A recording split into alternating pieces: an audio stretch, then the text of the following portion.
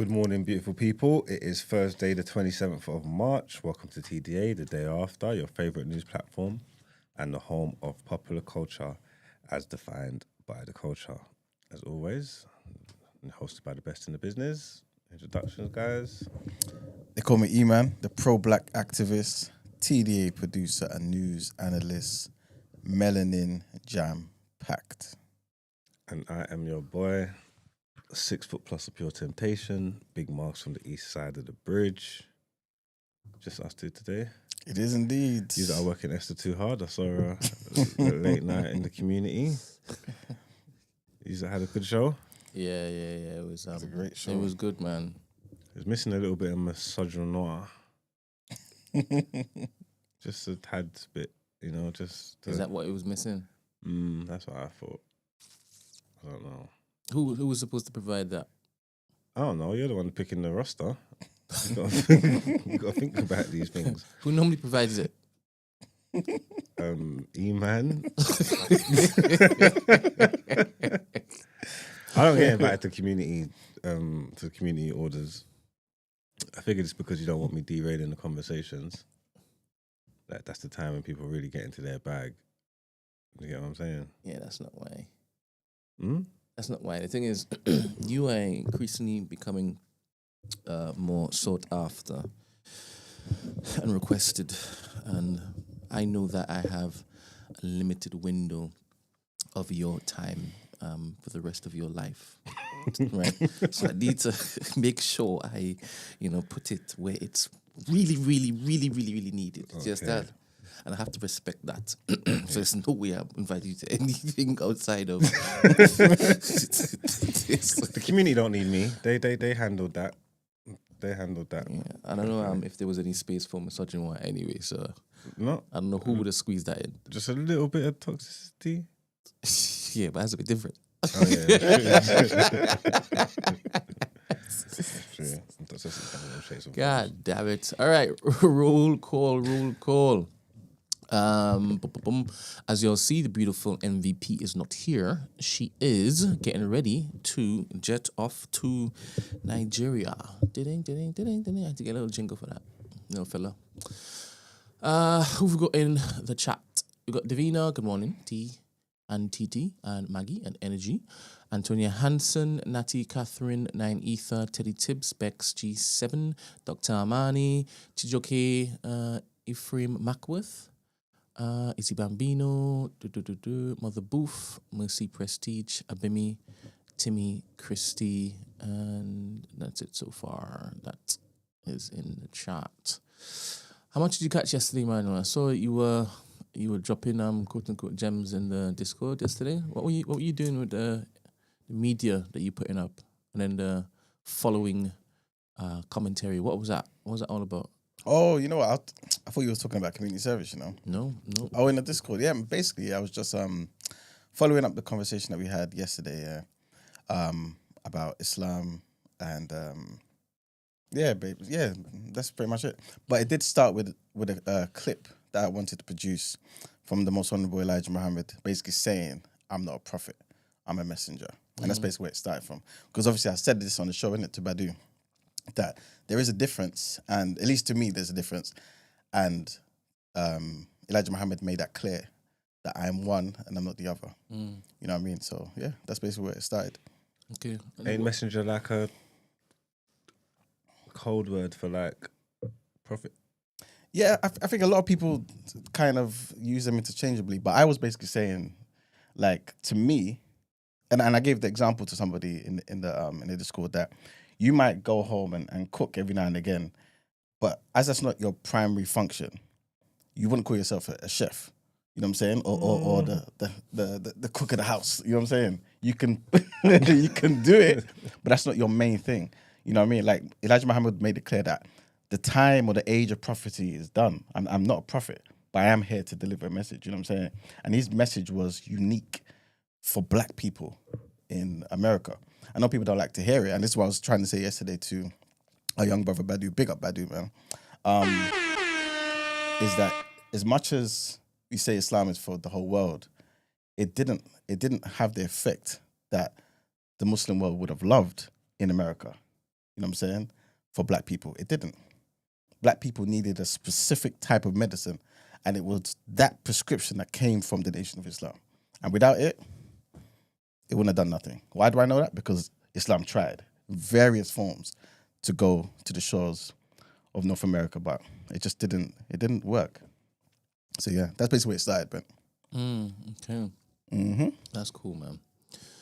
That is cool. I'm gonna wait until just before we start topic of the day to address SK's comment. I don't know if he's in the chat just yet. Hold up, let's see if he's popped up because there was a comment dropped Yes. at the end of the stream yesterday, and I was shocked when I saw it. So I took a little picture. I guess the subsequent message from Chijoke on Discord, I guess had me realizing that, yeah, fair. I think Ed was the one who responded to him saying, we haven't updated everybody on the goings on with TNB for a while. So it is understandable if quote unquote newcomers who came after we made our first mad announcement and dropped our first campaign video, they would know what it is. TDA is essentially a part of what it is that we are actively doing building wise towards the particular vision that we outlaid. And updates. Are they saying you're moving like Dr. Umar? I don't know if it was like that. I don't know. I think it was well intentioned. Let me just read out the comment for you. Like I said, I'll address it before topic of the day. What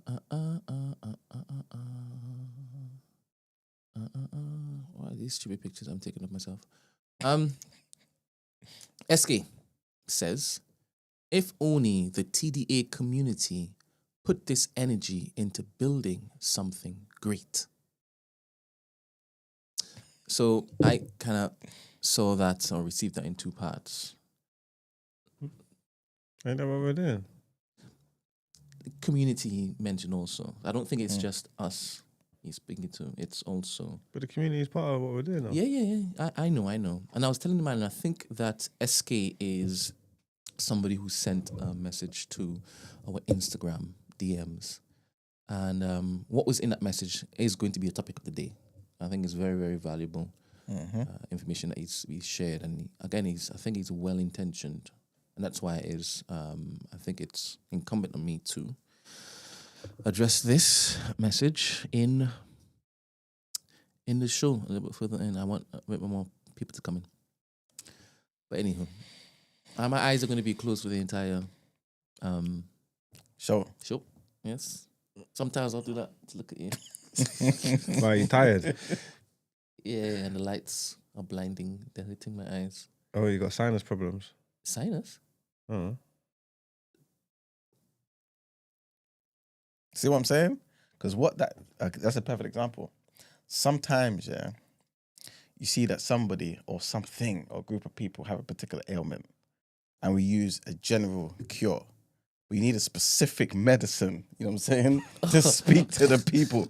And that's what the most honorable Elijah Muhammad brought to the shores and wilderness of North America. Sorry, did Joshua take a little swipe to say that your brethren is white? Well, yes, but... Brethren meaning Fard Muhammad, right? Yeah, but... the Honorable Fard Muhammad. Master Fard Muhammad. Thank you. Right. But obviously he was misinformed. But you told him that he was mixed race instead. I basically just said his father is black, and yes. Exactly. The jury's still out in that, Joshua, bro. The jury he looks Arab. That's definitely not the case. You've seen the picture. Look at me. There's definitely not the case. There's no Arabism here, man. You know what I mean? Big up the Arabs and that. All the time. All the time. I really, really appreciate those who jumped into the Discord yesterday.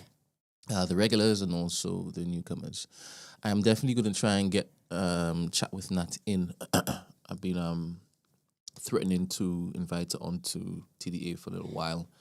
so that she can show you all that she is well versed in quite a few different things. But I will get onto that. Who did you have up yesterday? Let's see if I can remember. We had Christy, we had Black Rob, we had On the Discord. we had Badu. Yep. Oh, who was in the building? Sorry. I've seen her before. Esther. Then we had Ed. Then we had Ramsey.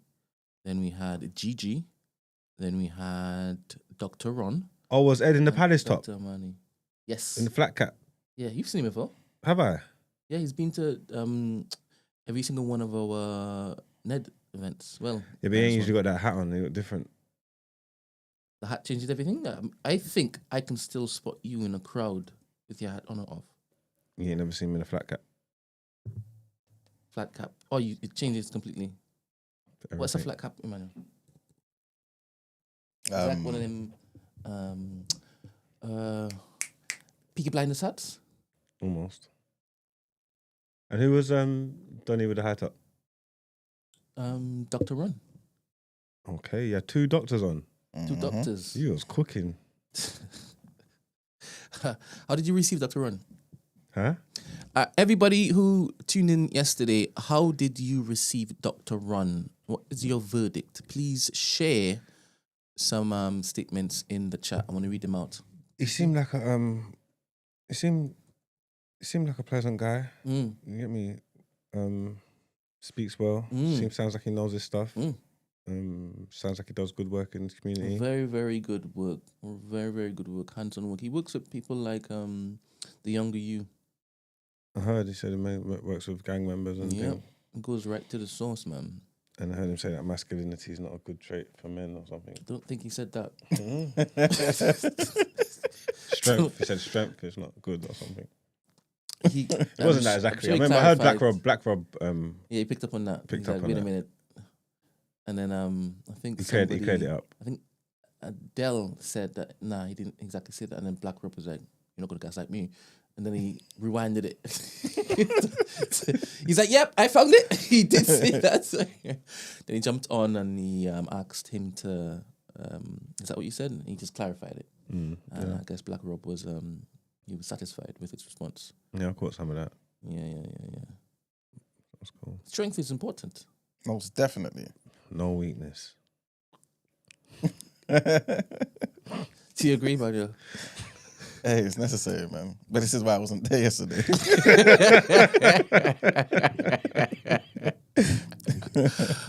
Oh, man. But see what you started in the chat. People are trying to come for the nation for some reason. These times, their organization and their institutions and church buildings don't do a damn thing for black people. But okay, you can get into that conversation, people, if you want to. Good morning, MVP. Morning. Good morning, everybody. How are you guys doing? Blessed and highly favored. Thank How are you? God. Love that. I'm good, thank you. What are your thoughts? On what? You know, like, so basically, I see how people feel on the Discord. Because when you're watching it live, obviously it's a few seconds behind. Yeah. And then when you get on the Discord, it's live. Do you get what I'm trying to say? Yeah. So I missed the last few seconds. And also I don't know how to work this. So I feel like you're on normal speaker for me. Yeah. That's the main thing. To just forget about the stream for a second and just listen to the phone call. Because that's what we are hearing from you. Nice. But yeah, yesterday was really, really good. Yesterday was absolutely amazing. Big up Dr. Mani and Dr. Ron. It was really good. It was a very, very, very nice, healthy conversation that was going on. And to be honest, it made me feel sad. I feel sad for human beings. I feel like people, obviously everyone goes through stuff and whatever, but kind of like the person you end up being, for like a lot of it, your foundational years, you don't have any say in the factors that contribute to who you end up being and like what the rest of your life can look like. So I found it quite sad in that regard, just knowing like what kids and the youth and stuff are dealing with today, which obviously we would have dealt with in different ways as well when we were younger, but it is quite sad. And I think the parenting, I think it just really highlighted how with parenting, it's not a joke. Like you really have to be so dedicated if you want to have children, to actually doing the absolute best that you can. So yeah, man, it was very interesting conversations. Oh, beautiful. Yeah. Esther, while you're there, I have a message for you. Yes. Well, to be fair, Thank you very much. I have a message for the community. Well, this is just me just taking the initiative, I guess. Okay. Basically, a couple of days ago, yeah, and I hope you don't mind me sharing the information, but it is an opportunity to give some flowers to Esther. Yeah, 100%. Oh, when I'm not in the building. Can you imagine? Brent, I need a clip, please. Thanks.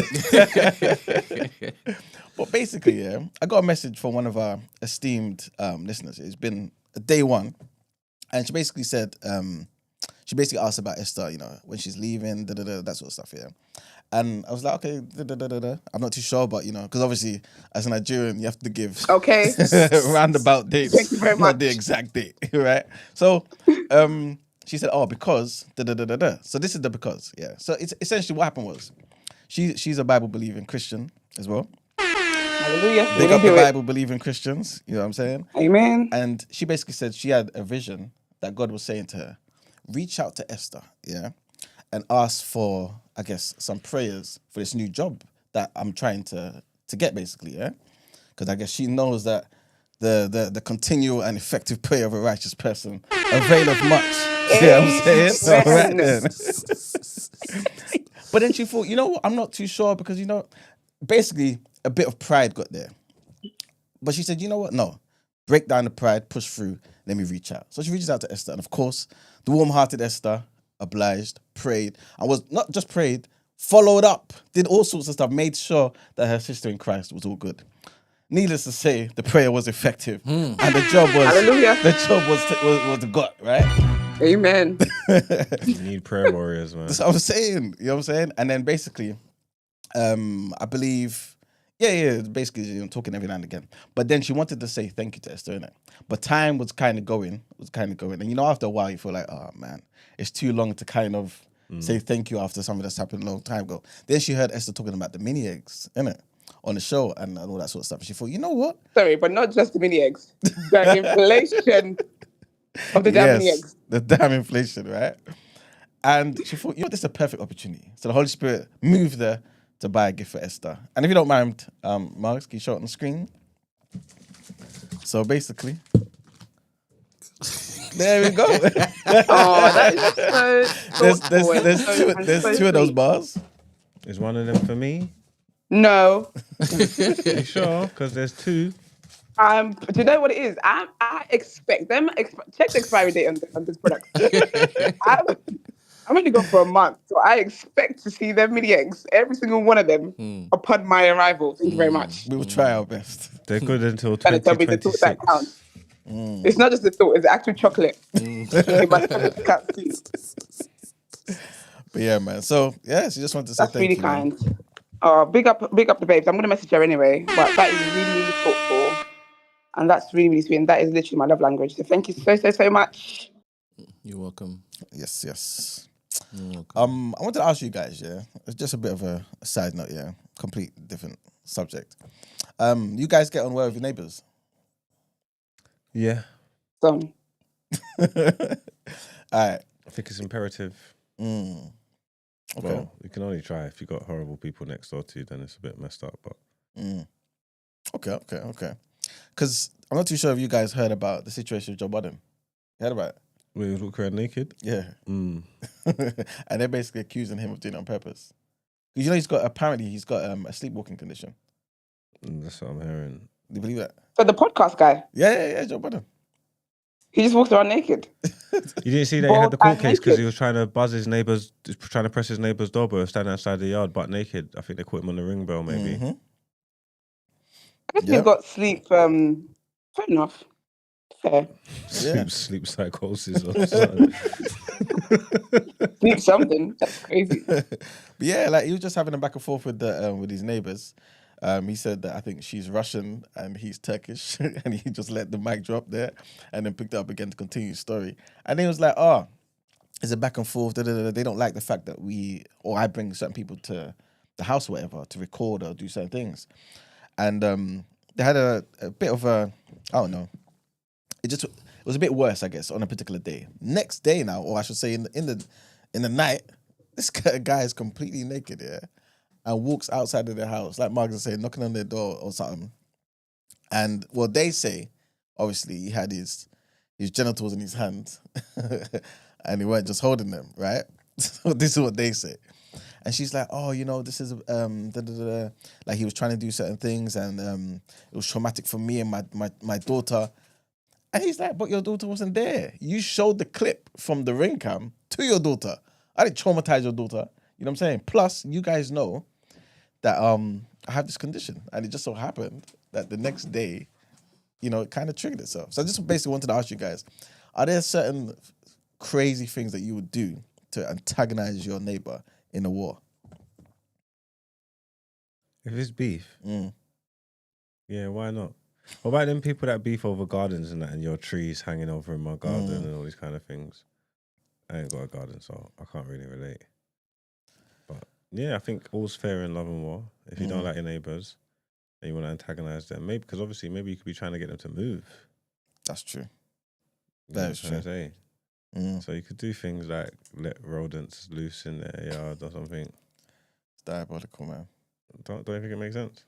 Yeah, I guess so. It reminds me of one situation. Basically, big up my brother, man.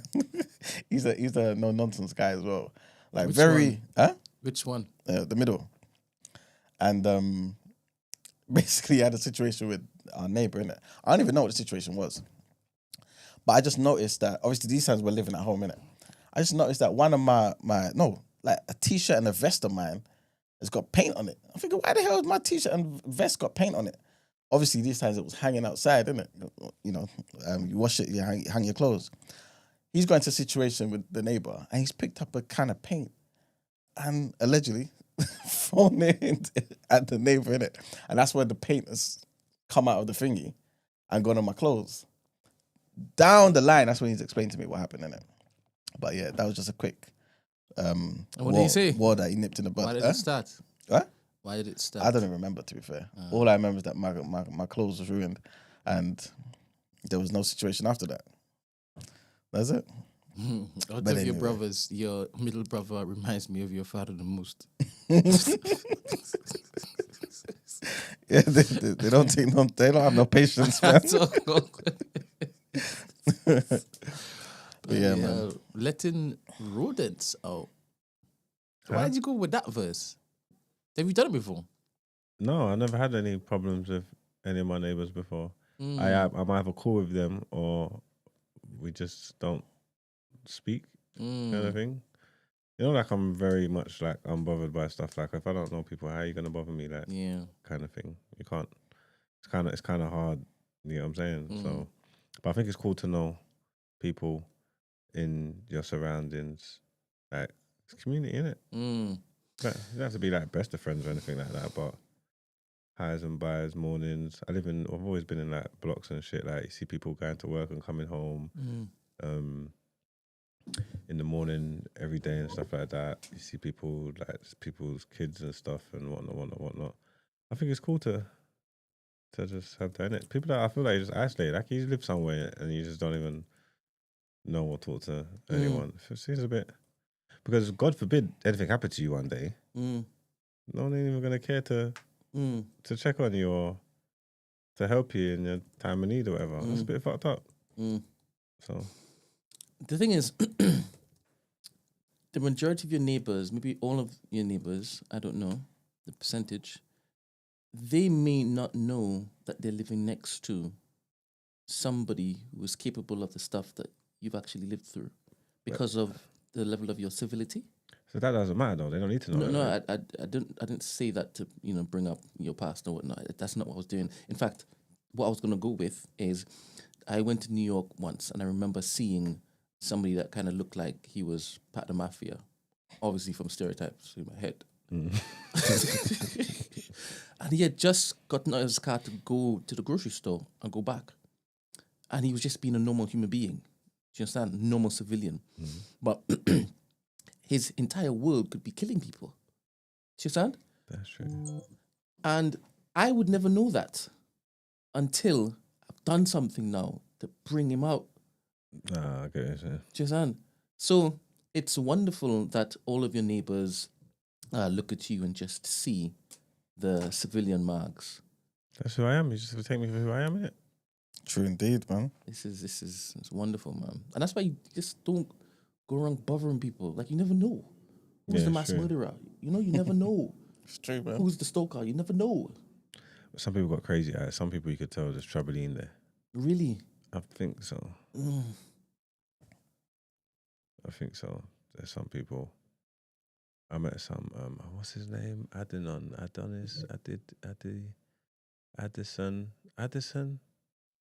Met some little white kid, American youth, when I was in Mexico, and his family and all that, and he's sick, but he looked like he'll shoot up the school. Like, he was a pleasant kid. You know what I'm trying to say? Like, weird, maybe on the spectrum some way or shape or form. Like, he looked like he could be a recluse. Probably didn't seem like particularly cool, or like he would have many friends back home. You get what I'm trying to say? Like, but he was super. Like, he was cool. He was a cool kid. You get me? But he does look. I was thinking, lucky he was older, so I don't think he's going to school anymore. But even if it's not the school, I think he could shoot up an establishment. Like, definitely could just snap and just do it. You get what I'm trying to say? But you got to be perceptive to those kind of things. There's even like some of your neighbors. Some of them could be really quiet and chilled, but you have to look and see if they got that. You get what I'm saying? It's like, you have to be careful. But that's what he's saying. Don't fuck around. Don't find out. Just don't bother people. Keep yourself to yourself. Be nice. Yeah, and I think that's why I make a concerted effort to kind of see people, like, when they're interacting with me, like, acknowledge them. Because let's just say somebody's being bullied, whether at school or at work, right? I'm definitely not going to be the one who looks to basically Be the straw. Not just a straw, but when he snapped and he comes looking, you remember I've always been sweet for him. That's it. But when they snap, do they care though? I think they do. Do you think? Yeah, I think they do. Unless they're completely delirious. I don't know whether they, like, when they snap, when they go, I don't know if they remember that he was cool to me. 100% they do. Do you think? I believe they do. Because they specifically look for the ones that brought them there. Yeah, I get what you're saying. But sometimes it might be like fuck it, like, I'm here now. like, Any black that moves. anyone's gonna get it. I'm telling you. Did you ever bully anybody in primary school or secondary school? Only the truth, please. I wouldn't call it bullying. I went on a journey of character building for others. For others? I was building their character. Ah. You know to recruit them? No, just to make them be stronger in life, just be better. So you did bully people. What did it look like? Nah. What did you do? Because you went to all boys school, innit? So what did you do? Nothing. I was just a wind up. I just cuss people. Just I don't know. There was some little kid, yeah, and this is so mad. Some little kid, yeah, some little African kid, yeah, and I thought he was Some my what? Brethren. Some little African kid. Go on. Yeah, but he was fast, and like, I think he was like 2 years younger than me in school, maybe. Like, he was a kid, and he used to always like run his mouth, yeah, and I just used to always chase him, and it was like Tom and Jerry. Like, that was just our thing. You know what I'm trying to say? Like, we were super cool. Like, I thought it was fun. Like, he thought it was fun. We used to laugh about it, if that makes sense. Like, but that was just what we do. He'll see me, he'll chat shit. I'll chase him. He'll chip, and like, yeah, like running. Oh, I'm gonna get you. I'm gonna get you. You know what I'm trying to say? Like, and we done this for ages, and like, it was just so much fun. It was lighthearted. I thought he was like my proper brethren. You know what I'm trying to say? Nice. And then one day, I see him, and then like, remember, this has been going on for a while. You get what I'm trying to say? But it's lighthearted. I'm not. Even if I caught it, what was I gonna do? Like he's laughing when he's running. I'm laughing when we're running. But I'll do it. It's happened all the time. You get me? One day he was coming from lunch and he said something to me, and then I chased him. You get me? And then like he ran into the boys' toilets, and then like he shut the cubicle. You get me? And I was like, oh yeah, you're lucky, little shit. Boom, and I kicked the door. Yeah, but the door flew open and it hit him. Yeah. And I was like, oh shit. I was like, fuck. I was like, oh my God, I'm so sorry. Tried to help him. I think like Mike got like a lump on his head or something like because I kicked it and it hit him in his head. You get what I'm trying to say? Like, I bring him to the teachers to make him get first aid and stuff because like this has gone too far. Like this wasn't my intentions. We just chase each other. You get what I'm trying to say? I was never gonna catch you. This little shit. Yeah. When the teachers got him, I bring him to them, to get help. He's like, save me. He's like, he chases me every day. He wants to kill me. I'm saying, what the fuck? I'm saying, what do you mean, brother? Like, you're my brethren. Like, what are you doing? I got you suspended for that shit.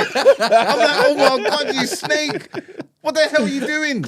Like, he made that like, and I'm in my mind afterwards, I was like, because I did actually chase him all the time. I was like, I've never actually asked him whether he thought it was a joke like I did. He might I don't know if he was being thing or if he really felt like that. And I was like, oh, okay. So then I stopped chasing little kids. I just stopped, man. Couldn't believe it. Judas. Why would you do that? Like, he's lying, like. This is my brethren. Did the African boom and scratch jokes used to fly or came out? Of course. All kind of jokes. I went to school in the 90s. All kind of jokes used to fly. What do you used to be called? What would I used to be called? I don't know. I can't remember. I'm not really a victim. Yeah, in the hierarchy of cussers and when it comes to ripping people, like I'm top tier. I'm not really the kind of guy like you try me once and realize that really ain't the route to go. You're trying to say that. So I don't really get bothered. I don't really remember any like names or anything that I had or anything like that. I'm supposed I've been called all sorts. You get me? Because you got your peers, people that you know what I'm trying to say, like was like still sharp and still. You get me? You got people that are good, that are high level at cussing and stuff, and you'd have your bouts and your jewels, but it never really felt like that. It just felt like sparring. You know what I'm saying? In South London, I'm not sure if you remember, man. It was the year 10s that got rushed by the year 11s at a particular time. Like some tradition. Do you remember that? Not fully. Or was it year 7s that got rushed by the year? I can't remember, can't remember. They used to all meet in the football pitch that ill-fated day. They had to basically do it. If they didn't do it, then, as in, if the year 10s didn't turn up, then they'll be found afterwards, innit? Can you remember that? Not fully, Does it sound vaguely familiar? It's sounding a bit familiar. It is. Did y'all have that in your school? What's that, sorry? Where there's a tradition where the year 10s had to be initiated by getting beaten up by the year 11s, rushed by the year 11s. No, because by the time we was in year 9, we run that school. Yeah. We was like a Ferro pack. They hated our year. Like, our year was crazy. They had us all. They split us up. I don't know why they're done, but they put like a lot of the youths all in. We was in like. It was like 7 purple or something like that. Do the different levels, red, yellow thing. We was in like 7B, and we was in there from year 7. And for whatever reason, obviously I went to like in Islington, so it was like a predominantly white school and that. So I guess their thought was put all like the black kids together. But that form was crazy. By year 8, they split us all up. Because I started in purple, I never finished in purple, I finished in red. You know what I'm trying to say? Like, they had to move us all. But obviously we're all the same age group. By the time we was in year 9, we was like them kids from City of God. You know what I'm trying to say? That by the time we was in year 9, the 10s, the 11s, no one couldn't chat shit to us, so there wouldn't have been no initiating or doing stuff like that. We used to do things in our school like form fights or year fights, like the year 10s versus the year 11s or whatever. We used to do blacks versus whites. Just like fighting. You see each other, you just move to them. So you organised this tradition? I don't know if it was just a thing that happened, like blacks versus whites, and that was a thing. It wasn't a thing before you all arrived, though. I don't know, because I'm not sure. It's just something that we just fell into. But obviously, people took part. The white youths took part, and again, it's not like everyone, if that makes sense. Just the ones like who were around the area and were more. Just ones that felt that they was. You know what I'm trying to say? That because it wouldn't have been all the white youths, but there was a section of the white youths, like the ones from Barnsbury and Packet and Hoxton and that, who thought they thought they were that, innit? Like, if it was black versus whites, yeah, they're involved. Like, you get what I'm saying? Like, come on, just fucking have it.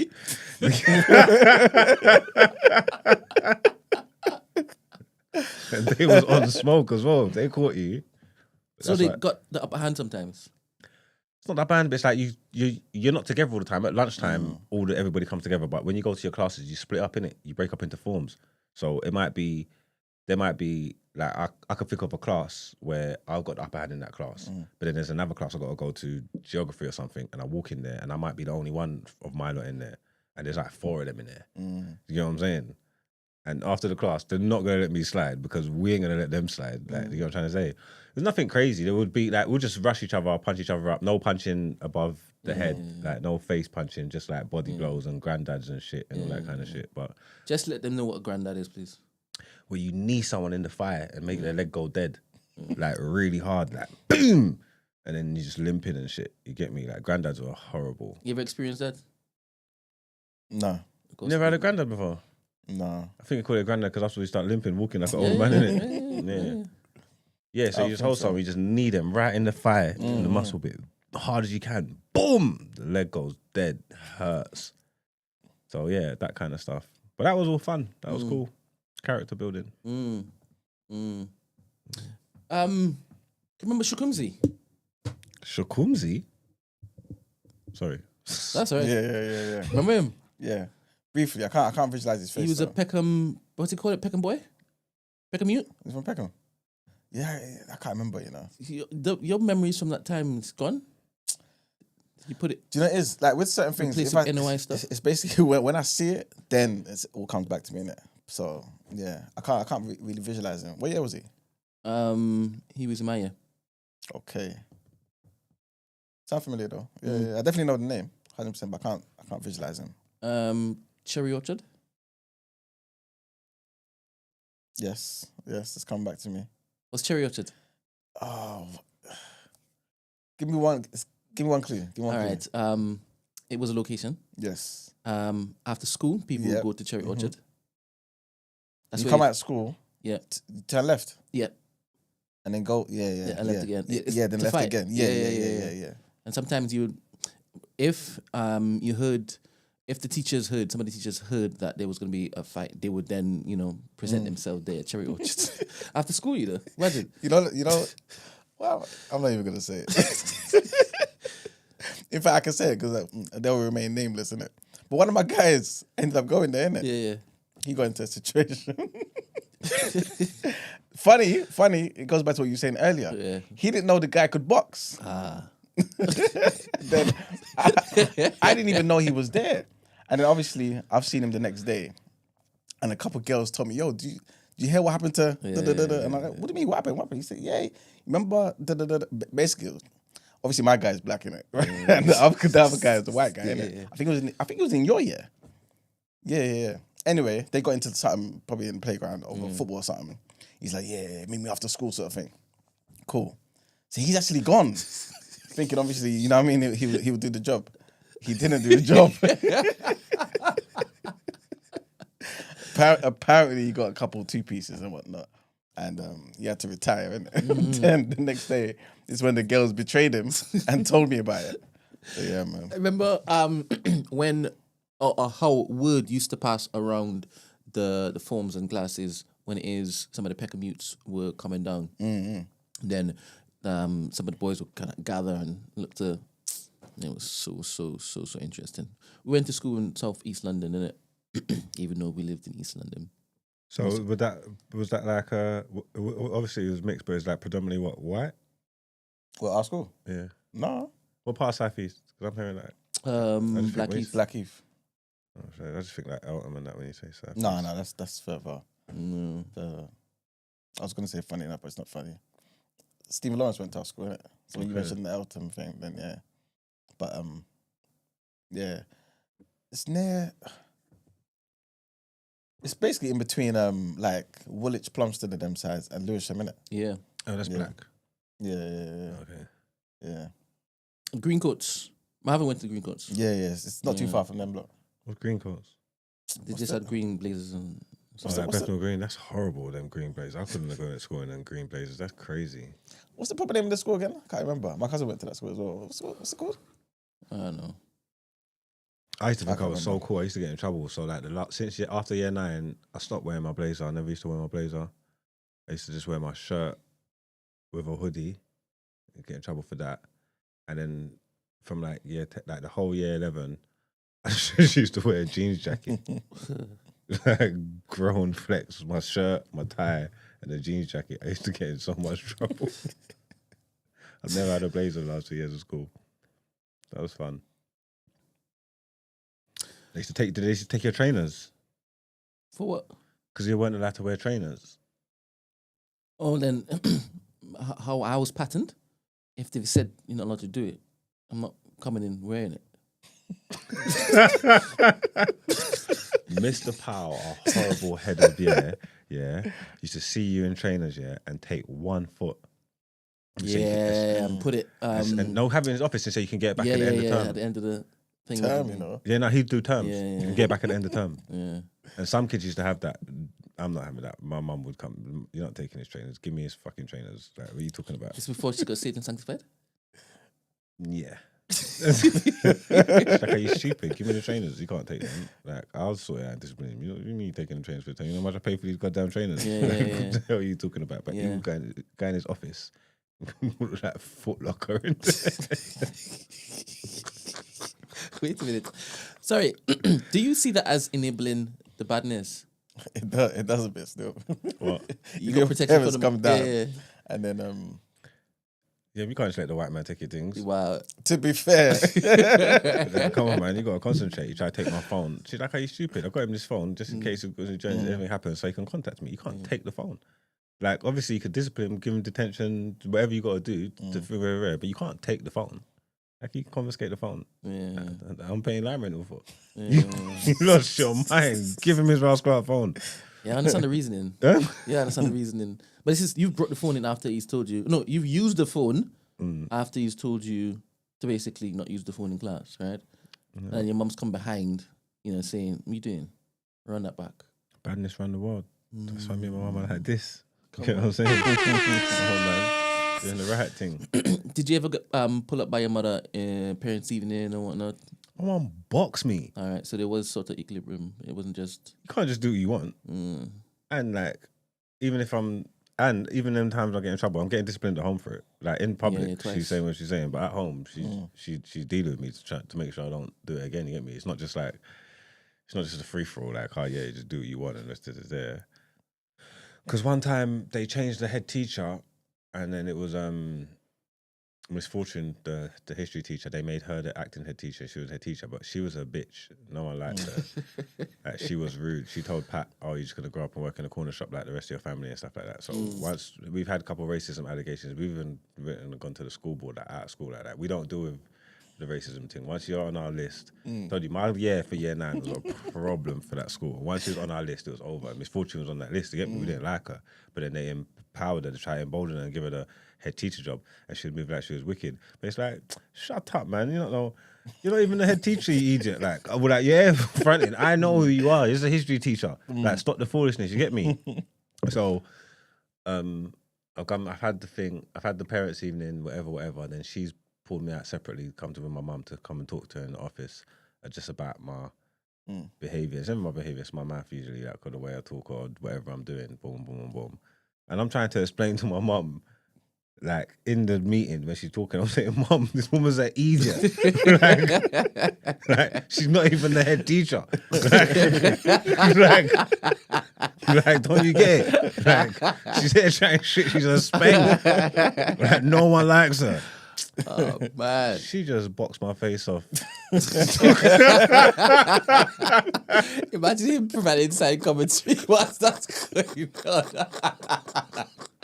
You're paying too much respect, mum. Yeah, I don't know, this woman's an idiot. Like, don't let her come trick you. Like, don't make her trick you. Like, with this posture and that, like she's an idiot. But she boxed me. Don't ever embarrass me and disrespect anyone like that in front of me again, kind of thing. And lo and behold, I didn't. You get what I'm saying? It's tough love, man.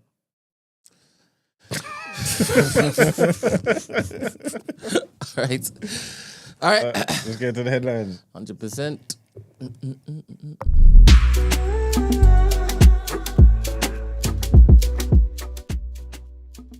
Thank you very much, Christy. It was St. Joseph Academy, Green Coats. And yeah, we will call Blue Coats Blackheath, because it's Blackheath Blue Coats. Yes, big up Blackheath, man. Apparently, Jen just she lived in Cherry Orchard. Makes so much sense.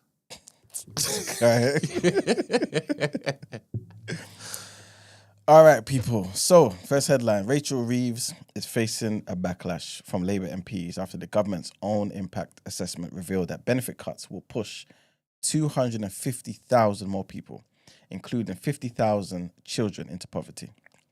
Let me read that again for you, people. So, Rachel Reeves is facing backlash from within the Labour Party, right? After the government's own impact assessment has revealed that the benefit cuts will push 250,000 more people, including 50,000 children, into poverty. There was outrage as the Chancellor used her spring statement to announce yet more welfare cuts, which, according to the DWP, the Department for Work and Pensions, are now set to impact 3.2 million families. Backbench MPs said that they would vote against the measures, and angry critics contrasted the Chancellor's austerity cuts for the poorest to recent controversies over her acceptance of £7,500 from a friend to buy clothes and free tickets to a Sabrina Carpenter concert. So when they start doing the personal stuff, I'm not really for that stuff, man. So yeah, even though she might be wrong about these cuts and stuff, don't bring in the personal stuff. Labour MP Belle Ribeiro Addy, big up Belle, led the charge, declaring that she would vote against them. And then the Court of Arms said that no Labour MP should be voting to push children into poverty. The row came amid gloomy economic news, with the financial watchdog, the OBR, confirming that it had halved the UK's growth forecast from 2% to 1% for the next year. And while estimates on growth were increased for following years, they were still cumulatively less than predicted just 6 months ago, when Ms. Reeves gave her budget. The OBR also warned that tariffs set to be imposed by Donald Trump next week could wipe out those growth estimates, along with Ms. Reeves' fiscal headroom of £10 billion. So that's something, by the way, I'll get into in the People's Journal. Some economic analysts are basically saying, because of what Trump may do, it may be a thing where we get an increase in tax. But anyway, we'll get into that later. Next headline, the OFS, the Office for Students, has said that universities could face multi-million-pound fines for breaches of freedom of speech rules. So the University of Sussex was fined £585,000 after the Office for Students said its equality policy, which included rules to positively represent trans people, could prevent staff and students voicing opposing views. Sussex was investigated after Professor Kathleen Stock left the university in 2021 accused of transphobia. Arif Ahmed, who is the OFS Director for Freedom of Speech, said that the fine could have been as high as £3.7 million, and there was potential for higher fines in the future. Universities have told the OFS that they were concerned about how to uphold free speech while also preventing hate speech. The University of Sussex was the first to be fined under new powers given to the OFS in January. The watchdog said that the chilling effect this would have on anyone wanting to voice an opposing view meant that the university failed in its duty to uphold freedom of speech on campus. And our last headline, new money for drones and laser weapons to revolutionise Britain's armed forces have been announced by Rachel Reeves as part of a £2.2 billion rise in defence spending.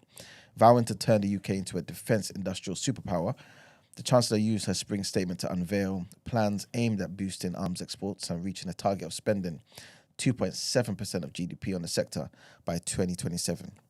4 Royal Navy warships are to get Dragonfire laser weaponry that use intense light beams to cut through targets as part of a technological boost, and a minimum 10% of the Ministry of Defence's equipment budget will go on novel technologies that include drones and AI-enabled kit as well.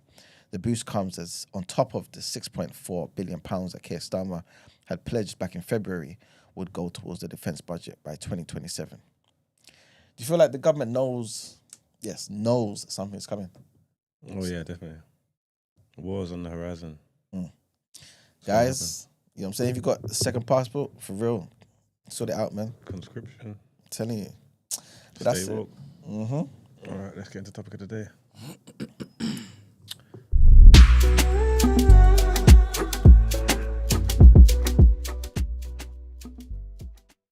this one was in my younger days. What is it? A story from school? Yeah, There we go.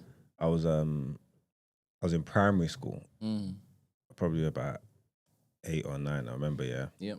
And we had a class, and they had a supply teacher come over, but it was like an extended supply teacher because I think. They had it the worst, you know. Yeah, supply teachers had it horrible, but she was here for a little bit. I don't know if she was taken over from someone on maternity leave or something. I don't know, but she wasn't a teacher anyway. But she was a white woman, yeah, but she was South African. You get me? And obviously, I didn't know at the time the history of South Africa. You know what I'm trying to say? So like apartheid and all these kind of things, Afrikaans and all that. I wasn't aware of all this stuff, but my spirit knew this woman wasn't right. You get what I'm trying to say? And you remember the meter rulers? Yeah. You get the long meter rulers. There was the wooden one, brown one, you had the plastic blue one. She had the plastic blue one, yeah. And Craig done something one time, the white boy in the class, yeah. She smacked him on his back with the ruler. You get me? Mad thing. Like, his back all welled up and that. I couldn't believe it. You get what I'm trying to say? Nothing even happened to her. Like, I don't even know whether Craig reported it or what. I can't remember, but I know she definitely done it. So from there, she was on my radar. You get what I'm trying to say? And then obviously it was reading time with something. We was on the carpet doing something, or whatever. And obviously during those quiet times, I'm always talking. Like, you get what I mean? Like, obviously that's my time to have my conversations. This woman had the cheek, yeah, to throw a piece of chalk at me and tell me to be quiet. So what did I do? Take the meter ruler and hit her? No, I would never do that. You flung a chair at her? No, I picked the chalk back up and just whoosh, laced it back at her. You get me? As you do. I've got sharp reflexes as well. You get me? It was instantaneous. It was like, whoosh, whoosh. You get what I'm trying to say? I'm just too real for my own good. This woman had the gall to pick up the meter ruler and step towards me. And I just told her, if you touch me with that, you are dead. Is this post year 9 or pre? I was in primary school. Oh, I'll never forget this. I was in primary school. I said, you touch me with that, you're dead. Go to the head teacher's office. She kicked me out of the class. You get what I'm trying to say? So obviously, naturally, they're trying to get me in trouble. So I just went in there, I just started snitching. I was like, oh, she's beating kids. You know what I'm saying? Like, she's beating kids with weapons. And they called my mum down, then they thought I was going to get in trouble. But I explained to my mum, this one was an abuser. And then I got sent home for the day, but I didn't get in that much trouble. But I've always been fighting for the rights of others. Yeah. There you go, man. Pro-activist. That's just been my story. Yeah. Did you ever get licks in school, Emmanuel? Nah, not in school, but my mum told Mr. Douglas, man, R.I.P., that if I mess about, he has permission. Yeah, I remember that. That's scary. I'm telling you, man. You got to stay woke. I think she even said it to your pops as well, Yeah, innit? she did. Yeah, she did. Yeah. Never mind. But I behaved, man. I was good in school, man. After you came back from that corrective program.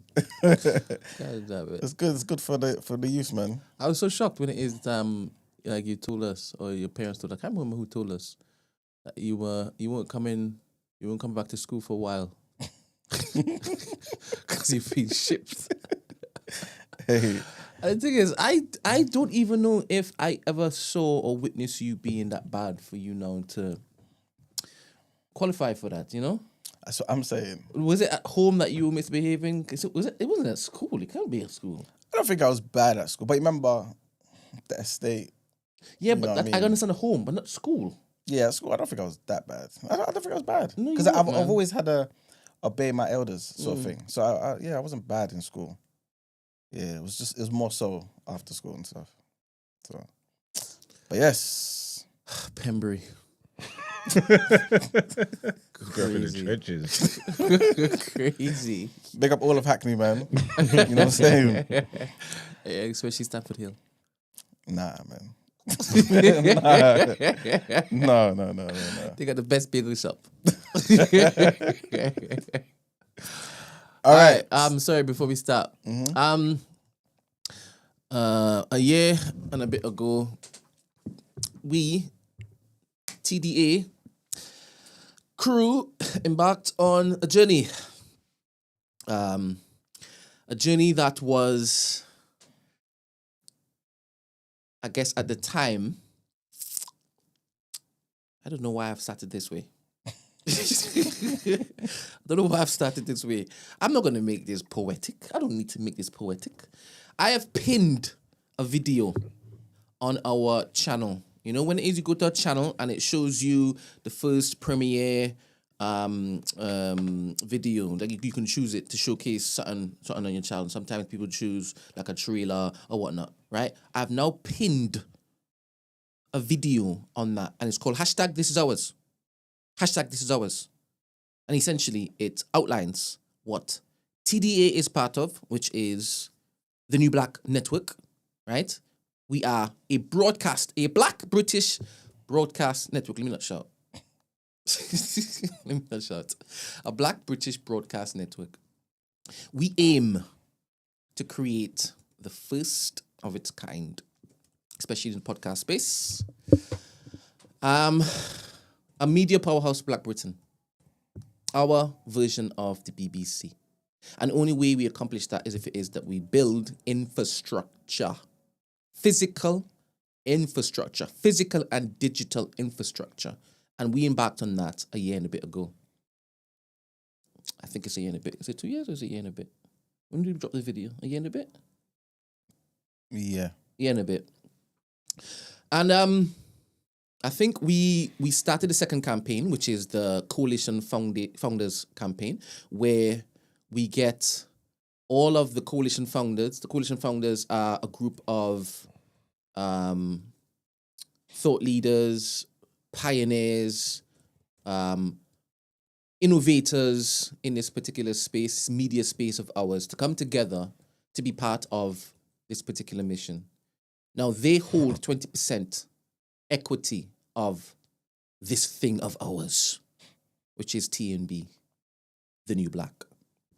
TNB is essentially a three-verticaled startup. And that first vertical is physical space, studio. Second vertical is broadcast network, which TDA is the tentpole show of. And the third vertical is distribution platform. And we set out to raise a certain amount of P. It's a lot of money. Should I say the amount of money that we're going to raise? Is it in the video? It's in the video, isn't it? It's in the video. It's in the video. 3.7 million. You hear that, guys? 3.7 million. We set out to raise 3.7 million in order to build this infrastructure, in order to build out a workforce needed to run this particular infrastructure, this vision. And we said that we would be announcing the first of its kind, a live show where all of the podcasts come together, not just the podcast, to be honest, all these innovative media personalities come together and say we are building something new, fresh, and sustainable for the foreseeable future for Black Britain. And at the time, it was going to be in October. That live show was going to be in October, perfect time. And then Israel.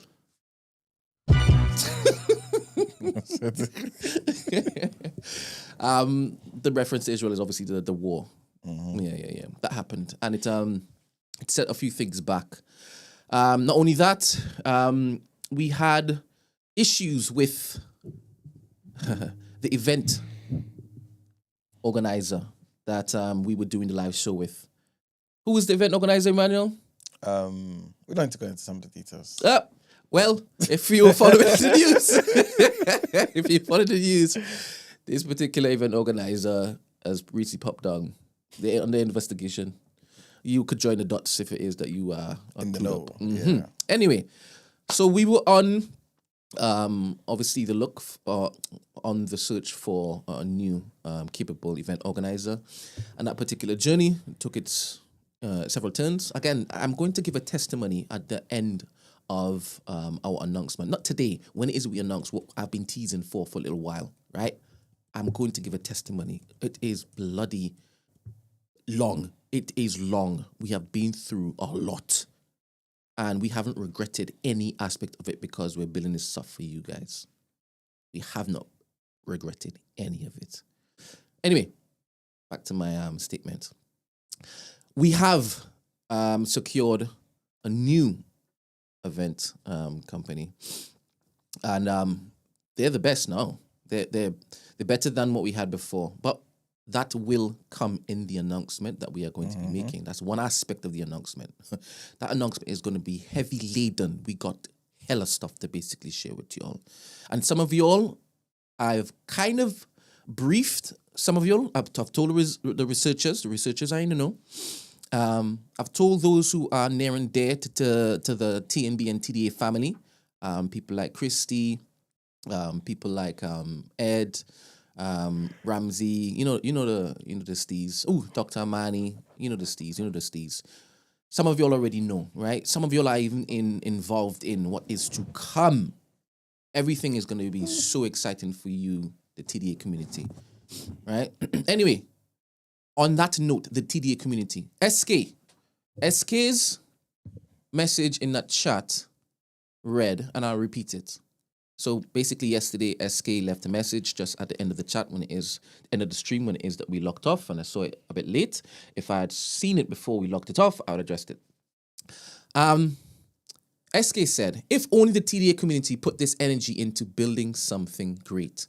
And I do think he's referring to the spirited conversation that we had on Discord, where people came and they insulted religion. People came and they backed the person insulting. Some of them pushed back on the people insulting, right? But I think SK saw that and was like, wow, the active motivation to be divisive and remain divided is strong with some of the community. If only we basically, steered that somewhere productive, we would do a lot and we would go far, right? So I do believe that's where it started.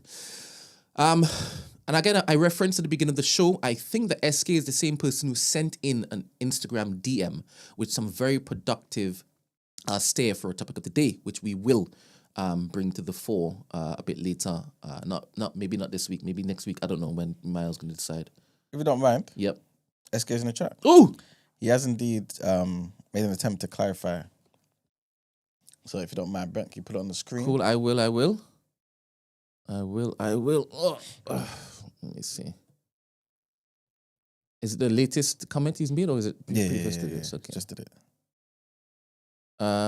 When I said, if only the TDA community put their energy to build something great, I was talking about group economics. Yes! So he is the same person who sent us the DM. SK, as I was saying, I want to give more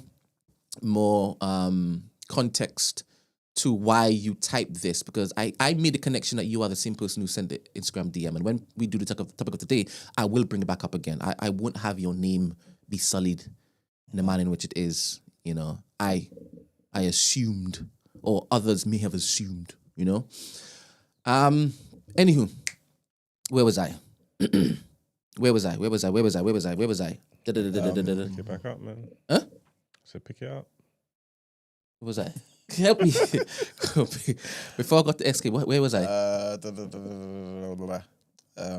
What was it? I already said we'll make an announcement. The TDA community. No. Why the TDA community in this particular comment was important to flag was because when we shared the vision and we opened up the community round of funding, the community stepped up. True indeed. And they said, I want to support, but I also want to be a stakeholder. And they put their monies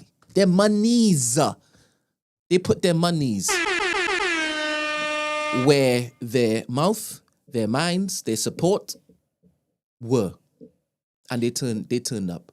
And every single person who normally tunes in every single day, who contributes in the live chat on YouTube, who jumps on Discord, who participates on the Discord forum, who comes to the NED when we have events, who attends Daryl's excursions. Bear in mind, or you, I still have stuff for you. Yes, I still have the booklets, the valuable booklets that I will send to you. I promise you I will. And I will attach the gift I said that I was going to attach, which was a t-shirt. I will, but I need to just get to the end of this particular testimony-laden journey. That's when I have the bandwidth to do all of the stuff I've been saying, right? And when you'll hear the testimony, you'll understand I have had no time and no energy to do anything other than what it is that we've been building behind the scenes. And we have been building something substantial. But anyway, so the TDA community have been turning up. As Mark said early on, don't they, tune in? Don't they support? Bear in mind, I've also switched off the super chat. We switched off back in the day, right? Because we realized that YouTube was sucking too much of that super chat. And let's just say we had a guest on and you all had basically put money in to give to the guest. They weren't getting all the money you were giving them. It was capped. So obviously we had to basically make up that particular what was it called? Make up the difference. So it was getting expensive. It was getting expensive looking to bless people. So we switched it off. At no point in time are we ever looking to suck anything from y'all absent giving y'all value. That's not what we're building. That's not the method of infrastructure building that we are about at all. And y'all will find out when it is we do the topic of the day that SK had suggested. He also is not about that. It's about strategic, as he said, group economic building, which is absolutely fantastic. Great idea.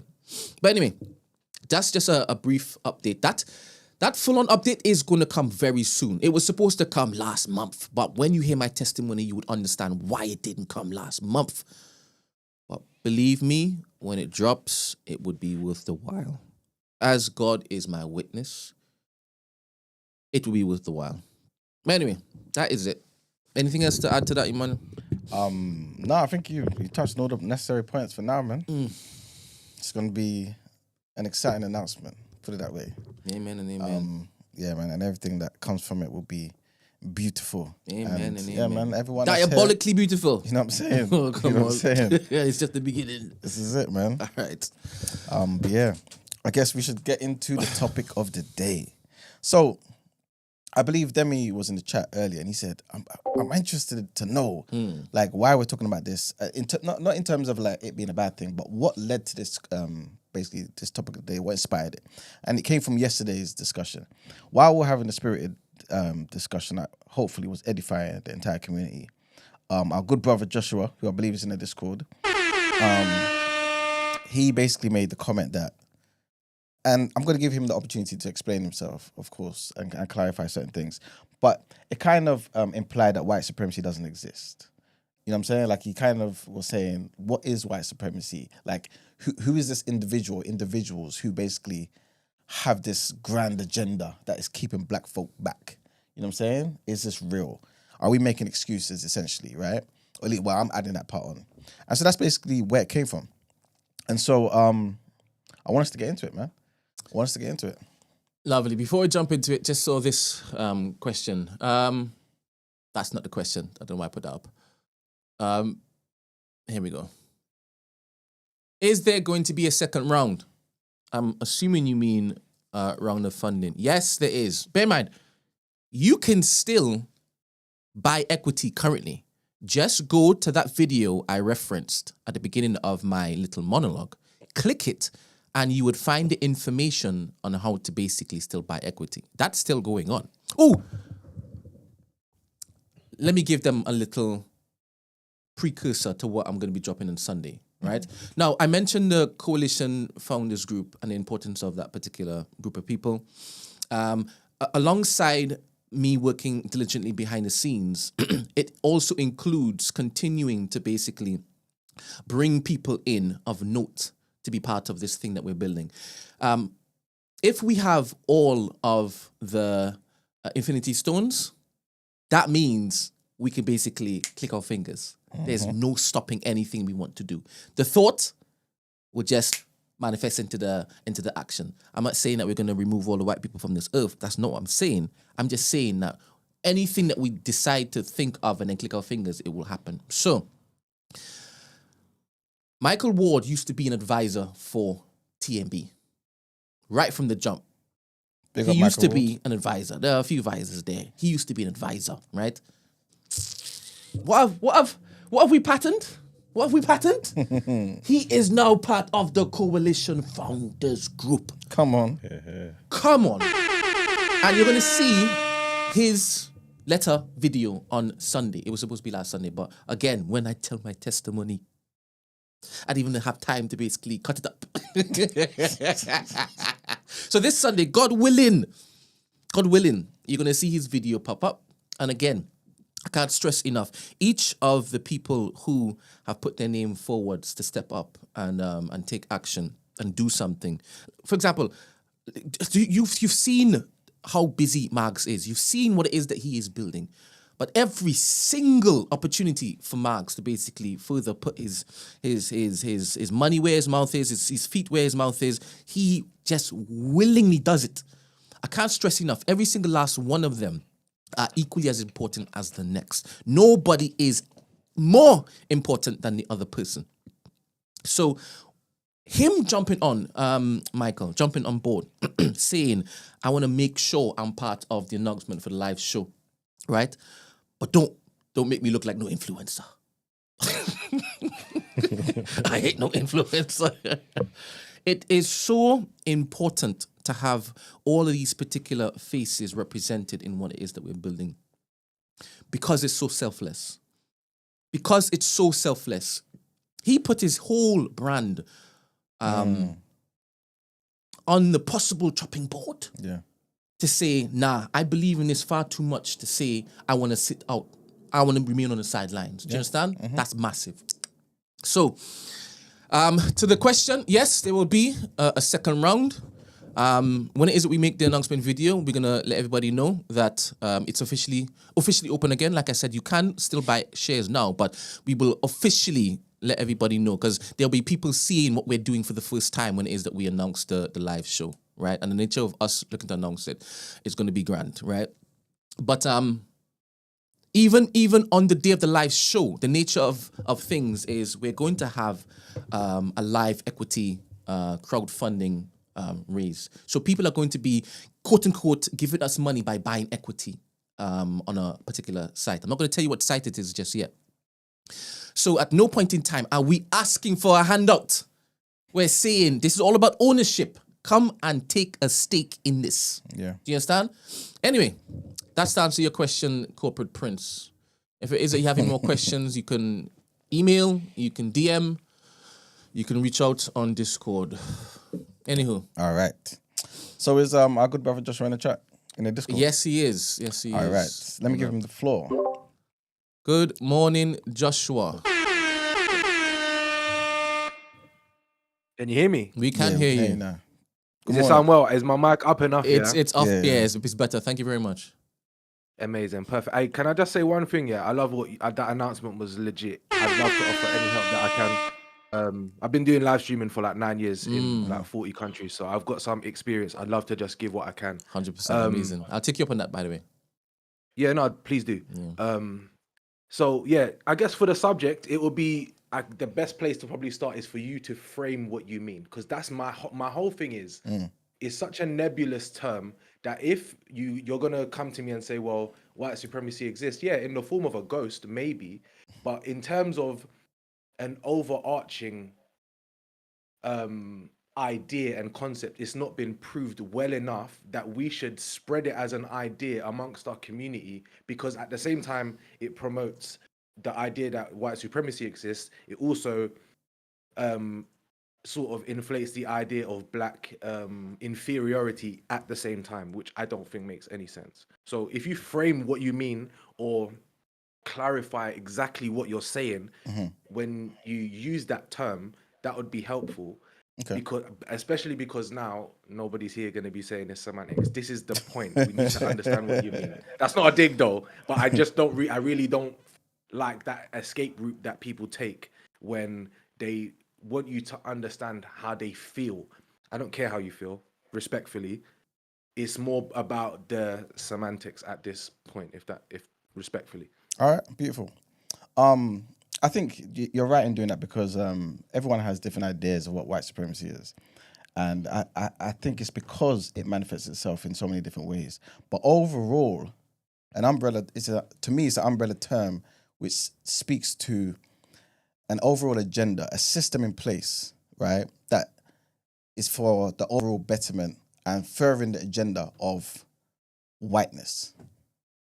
You know what I'm saying? So, of course, that would, I guess, manifest itself in such a way where it kind of starts and spearheaded by Europeans, by the West, right? But like I said yesterday, I don't think it requires just European people. Sometimes they have allies, and sometimes the allies don't even know they're allies. You know what I'm saying? But it's basically a system that has things in place that ensures that there's a power dynamic that is maintained where white people, white agendas are at the top, and those who don't fit into that are at the bottom. But okay, because like I was thinking about this yesterday. I spoke to my sister about this as well. I spoke to a few people, and I was trying to think about. I get it. Like I understand what you mean, but that doesn't actually tell me anything. Okay. Because there's people that can break through that, and they do every day. And when you use the term like another, it's a slightly adjacent subject, but I think it's a form of mental oppression. You know, if you were to go out, I've got a son in it, but if I was to go out and tell my son, yeah, when you go on the street, the police, because of your color, they're gonna stop you. Now, every time he goes out onto the road, he's got this fearful mentality in his head. So now I've turned him into a victim about something he may never experience because he's an individual, isn't it? Yeah. So now when we use terms like white supremacy, it does the same thing. It puts that same blanket when it's an inaccurate statement anyway. Because there is no white unity. There if we were talking about people, individual groups that we can say they read Mein Kampf, they say this in their charter, they believe this, then cool. But it goes back to that same argument of the other day that I was saying about the Trump supporters. Are you accurately describing what you're talking about? Because what you're actually doing is now throwing a lot of people who are actually warring with each other for power in the same bucket as if they were unified, and then pretending that the world has ever worked that way. That's why when we were having an argument, and I know I'm seeming to jump in places, when you were having an argument about slavery and the Arabs and Africans' hands in it, that's just an example of nobody has ever experienced unity. So how can this now superstructure come out when these people, the Americans, for example, were actually escaping from other white people, the British, which is why they're there. There's disunity in every single corner of this argument. So now to put this blanket of white supremacy on top, when you can break it and permeate it, and people do all the time, it's about your attitude and your culture and how you manage yourself and what you believe. Yeah. That actually gets you through. That doesn't mean you'll be a success. Of course. So I'm not saying that, but what it does mean is about attitude. And if you throw this blanket of white supremacy, that's very nebulous, and it means one thing to you and one thing to me, because it's not been defined or proven, because it's some dude's idea, it's not useful. And what you're looking for specifically, Iman, is useful things to do. So I don't think this makes sense. Is there a different word or term that you could use that would make you feel better about what he's trying to say? Well, just talk about what you mean. Say what you mean. Be specific. Like when you stay on task. Stay on. What is it you're trying to change specifically? Talk about that. I'm not saying that white people don't have a hand in things, and I'm not saying that this thing doesn't. I'm just saying let's be accurate and say what we mean. Don't just fall back on the white supremacy because it suits like everybody in the crowd. No, we need to elevate the education standard and talk about the path through history. 100%. And unfortunately, it's a bit more murky to say white people because, well, it was the same white people that helped to abolish slavery. They passed the laws. If you were in a position at one point where you couldn't vote, your vote didn't matter. So the only laws that could be passed were by white people. So it's the same white people you're talking about that had this unity within them, but apparently it's the same white supremacist structure. That's why I said That's point crazy. out He who thinks you that, mean. so that means you don't believe in institutional racism or nothing like that. I believe that there's examples of it. I believe that there are racist people who make laws. That's I literally wrote this down literally 2 seconds before. The letter of the law and the spirit of the law. I believe if you could show me in the letter of the law that this is a specifically discriminatory thing, then cool. Maybe we've got an example there. But I do believe that the spirit of the law and why some people created these things may be to that. But again, that's too nebulous. So go on, Max. When I hear white supremacy, I think of like far white groups. I think of like KKK. I think of, I don't know, whether it be like Nazis and National Front and stuff like that. I think about those type of people, like extremists, yeah. And obviously, we're not run it's not a white supremacy state. The people that run the country are not presenting like that or whatever. So I can understand how it could be confused with the terms. But with like the institutional racism and stuff, or understanding that how the world's set up to prop up white Europeans and keep people of colour down, that's just, you could just go and do history. That's just basic facts. Obviously, like with colonization and stuff like that, like we've been brought over here. A lot of these places, a lot of these, where the caste system's been put in and black people have been at the lower end of it from time and stuff like that, you got to understand a lot of these rules and a lot of these things that have been put in are not here to benefit black people. Obviously, because of colonization, there's so much immigration and all that, people are going to slip through the cracks. So you're going to be able to benefit the systems that they made. But the system that they made and that they put in place is not for us. You know what I'm trying to say? Like, it's not for us. It's not to say that people can't be a recipient of it now, because that's just life and that's how it's working, isn't it? You know what I'm trying to say? That. So it's not like you can't elevate or whatever. But these rules that have been put in place, they're not for us. And if you go and you research some of the laws and some of the rules and some of the things that they was doing, it was actually put in place to keep man down. You know what I'm trying to say? That's why we live in the areas that we do. That's why ethnic minorities live where they do and have certain things, and schools that we're allowed to attend, places that we're allowed to have, jobs that we're allowed to have. Like America might be a bit different because I think like there's black people in all different types of positions. I'm not sure if it's changed or not, but I was watching something from a few years ago and it's like, it's a literal fact that in this country, in England, it's not saying that you can't prosper if you're a black person, but then again, it depends on like what your ambitions are and what does it look like. In all the sectors where the important decisions are made that run this country, there's no black people. Yeah. It's all white people. So when you're saying like there's not this white unity, like obviously you're not talking about the public and the subjects of the country, but the places where it matters, it trickles down. There is a unity there because it's all one race and they all got their best interests at heart. Yeah. You get what I'm trying to say? Like, and whether they're knowingly doing it or subconsciously doing it, What I'm trying to say is that I agree with what you're saying, and I can see obviously I've made everybody in the chat mad, which is quite hilarious because I'm not disagreeing with that. What I'm saying is, it's not a unified thing. Basically, they're all on the same page. They're not all actually on the same page, and the reason why I think it's harmful to do this is because it's as if white parents teach their kids, and maybe some do. There are racist people that exist. I'm not denying that fact. So anybody who thinks that's what I'm doing, I'm not doing that. It's as if all white people teach their kids in some sort of meta spiritual way that they are supreme. I'm mixed race. I have white people in my family. There's nothing like that, and they're Irish as well, from Northern Ireland, innit? Like I would argue that doesn't actually happen, innit? Like not. Oh, so you're just standing up for your white side because you think that it's like maybe I am in it, but why wouldn't I? Because you've got white people in your family, you know they're not racist, and you know they don't think like that. So you're giving an opinion they're from in the a other side. position where they had every reason to be in one sense, but and you know what? That wasn't the. So I don't want to cut you there, but I don't really want to obviously go off on a tangent and speak about obviously your white side and Northern Ireland and things like that. Yeah. But obviously we already know Ireland and stuff had issues with the rest of the UK, right? So that in itself, I guess, maybe speaks to what you're even talking about. That there is no overarching white people sitting at the table, come together with an elaborate plan to just disenfranchise the rest of the world. Is that basically what you're getting at? Well, yeah, I'm saying it's not. This is not a like. It's for, again. I'm a Christian as well, so Yeah. I've come. This is a matter of evil, isn't it? Yeah. Like this is me.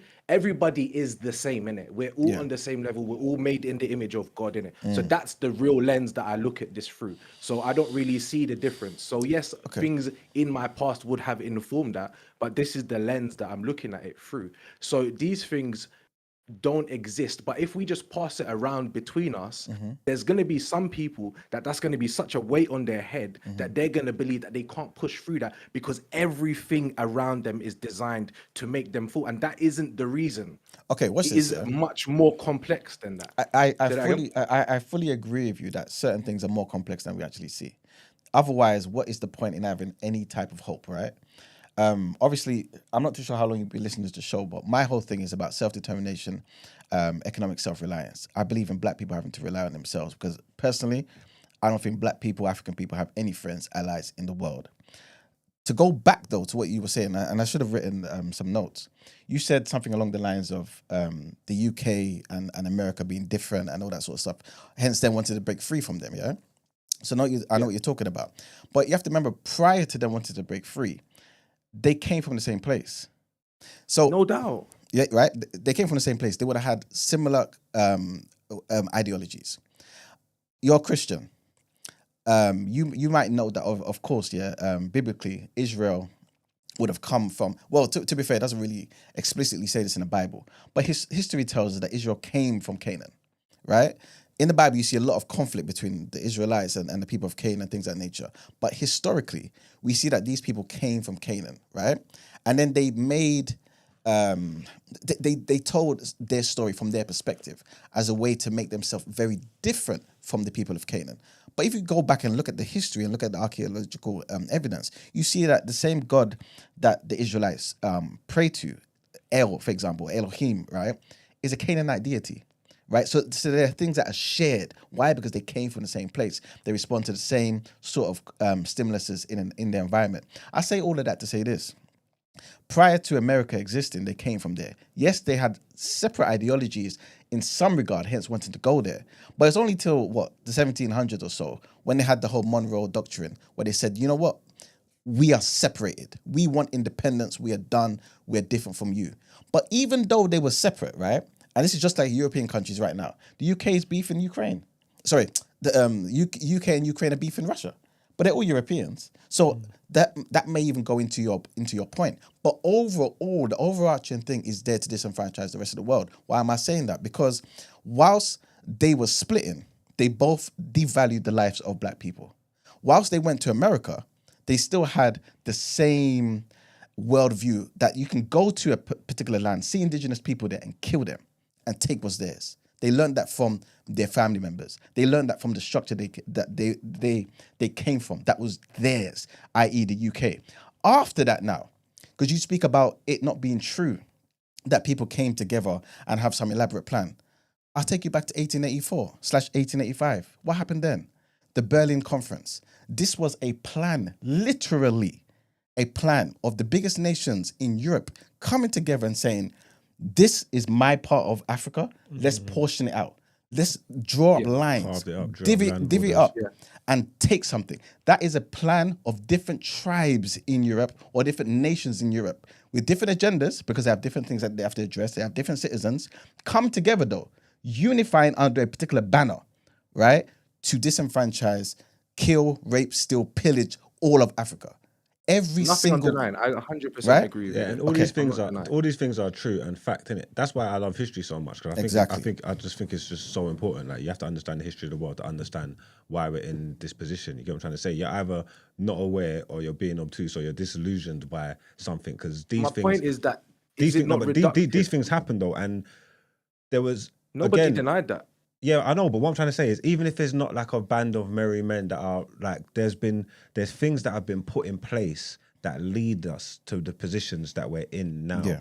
And these are facts and you can't change. And usually, for the most part, the beneficiaries of these structures, these what's the word I'm looking for? Policies, these are the beneficiaries of them are white people, white 100%. European people. That's not to say there's no black people that's never benefited from it, because no one couldn't tell you that. That's not the truth. But you have to understand why we are how we are, why we live where we live. Yeah. You know what I'm trying to say? Things that No, I happen in don't the deny world. that. I'm a beneficiary of the same environment as you, bro. I'm not denying that. What I'm saying is it's about what is useful, innit? It's a reductive term that doesn't allow, especially in this day and age. I'm not denying what happened in history, bro. I'm very aware of that, innit? I'm, again, when I thought about this last night, I was like, the way you lot have framed the question as this, it was as if I took a hard stance. I wanted you to define it to make sure that we understand that what you're describing is a ghost, isn't it? When we actually are intelligent enough to go to each single argument and address them one by one, rather than falling back on the reductive term of white supremacy, I think I don't think that is an unreasonable thing to say. I think when you, it's Because funny. Sorry, go on. Sorry, go on. No, go on. No, I was just gonna say it's funny you say it's a ghost. I believe there's a book called The Ghost of King Leopold, and as you know, that guy decimated Congo. Horrible. To this day, one of the worst Holocausts ever. Horrible work. 10 to 15 million Congolese people dead. You know what I'm saying? Every corner you turn, they want to remind you about a particular Holocaust, and rightfully so. We value life here, right? But they always make you forget or never want to give any attention to what happened in Congo. You know what I'm saying? Yeah. There's a concerted effort by these people to put things in place to make it difficult for us. Just because, for example, somebody can break through. So you may have, I don't know, 5 security guards at a club. Just because somebody can get through doesn't mean security doesn't exist. Doesn't mean the security guards, they don't have a job to do. Do you get what I'm saying? Because as far as they could be concerned, one person getting in should be zero. It should be zero. But one person getting in is nothing compared to the 1,000 people that you didn't let get in. It's still success. You see what I'm saying? So we can't always think we are winning because we have some representatives of our people in positions of power, right? When we know to varying degrees, there's a tick box exercise. People speak about it all the time that there's in certain companies a quota. Just a couple of weeks ago, I was talking about Google, and I believe it was Amazon, basically applauding Trump and saying, I'm glad you're getting DEI off the table, because now I don't have to make sure 20% of my workforce goes to Asians or go to blacks and go to whatever it may be. Now, I don't want to get into the discussion about whether that's good or bad and how much power a government should have over particular companies, right? But the reality is there were things in place to make sure certain things go a particular way, or things in place to make sure things that were there that were benefiting particular people are destroyed. Why? We have to ask ourselves why. So yes, you may say the Berlin conference is all done. The scramble for Africa is all done. But how is it all done if certain countries to this day still have to use the CFA franc as their currency? France don't use it, you know. France don't use it, but yeah, the Africans do. Where's the independence? Where's the economic self-reliance for a country that's meant to be their own? If you have a colonial power, a white colonial power, relying on you and sucking you dry, that is by definition white supremacy. That's by definition white supremacy. Why? Because the other white people that you're saying are not in cahoots with them are not coming forward to say, stop this, France. They're not doing that. They're not saying. So that was going to be my next question, and Okay. again, I'm open to being wrong, bro. I'm reading what Stacey just said, and that is a very interesting comment. But my question now is the same institutions that you're talking about the everyday person you see on the street? Because this is where the term becomes pervasive in a different area. Because we're all going to say, well, yeah, I know enough white people, and that's not the issue that they have. So does this phrase now apply to them as well? It applies to everybody. Because- that is. Go on. Let me let you finish. Because it's about, again, if we're going to go back to who has the power to make decision and because these people are struggling the same as you are, but now we're marking them with the same, we're going to look at them, like there's this white supremacy thing, and now your next door neighbor who's in the same struggle as you apparently has this same idea and want to oppress you, when it's like, well, I'm in the same struggle. This is why it's about the culture and how you manage to get out. Again, the people are the people, and the class is more important than people realize. You know what I'm trying to say? Like, so that's why you can get grouped together, and that's why there's certain people. If you get poor people, poor white people, poor black people in the States and in disenfranchised communities, they're going to be together and have the same struggle. Yeah, that's that's like a separate conversation. So when you're pushed, like obviously it's more about the powers that be in the institutions that run these things, where your angst should be towards, yeah. And obviously you don't want to tar everybody with the same brush, because obviously not all white people feel like that and all that. But just because that's not their mindset or that's not their intention, or even if they're totally unaware of the systems that's in place, it doesn't mean that they're not benefiting from it. 100%. Do you know what I'm trying to say? That's just the facts. It doesn't matter what their intentions But are, how they feel. Most people don't benefit from the system. And again, But I white people totally get where benefit you're just from coming their skin, bro. Yeah, in some scenarios, but I'm talking about In this most day and scenarios age, in life, for you got us, racial for bias. us. That Let's worry you got about bias from just from looking at people. These are human things that are innate within us by now at some point. You get what I'm trying to say? Like, you make assumptions of people, you judge people just off their skin, just off of race. Yeah. You get what I'm trying to say? There's stereotypes that follow people around. You get what I'm trying to say? So you might not be benefit. You don't have to be rich and live in a mountain somewhere. You could actually be down in the dumps with the gutter in me. But that doesn't mean that your life experience is still not different from mine because of the color of my skin. 100%. So then why use that type of term and not address this like specific structural issues that we're dealing with, innit? Because that's, again, sorry, go on. Sorry. go. No, go. No, I was just gonna say, because then you'll be there all day. You're talking about individual things that make up the overall structure. It's the same thing. You know what I'm saying? It's But then are exactly we the same trying to thing. get rid of the structure? And does this same structure apply to the people in Africa who can vote in their own nation? Is there no change that can be made? Because this is what I'm really trying to understand. Yeah. If I'm wrong and it really is a thing and there's nothing that we can do, please educate me. Because again, if we're actually just getting on with things as an individual and changing our culture, we may be able to make some struggle. But if there's nothing that we can do, because that's what I'm trying to... What am I supposed to be taking when I hear this from you? That there's nothing that we can do. There's this structure. What is it to be replaced with? And is there nothing that can be done elsewhere? No, 100% there's something that can be done. This is the reason why, again, like Brent was talking earlier, this is the reason why we are doing what we're doing with TMB, because we believe in doing something that will benefit our people. Me personally, I believe, again, like I said earlier, in economic self-reliance, us relying on ourselves. Because once again, and every day, you're reminded of the fact that Black people, African people have no allies. We have no people that we can call upon. I'm not saying that we need to, because I believe we can do everything ourselves. We've done it in the past, and we can do it today, and we can do it tomorrow. You know what I'm saying? But these things, when you say certain things that exist, it's not to be defeatist. It's just to acknowledge its presence, and so that we can maneuver in such a way that we can defeat it.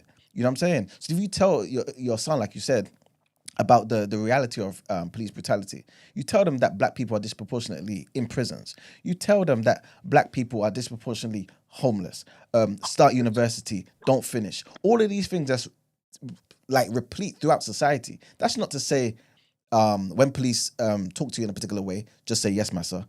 You know what I mean? But what do we do to change that, rather than paying attention to what others might think? 100%. Because again, it's about proving whether this is in each individual. What is in each individual? This idea of white supremacy. No, but it doesn't need to be. It doesn't need to be in each individual. So again, let's go back to the analogy about the security, right?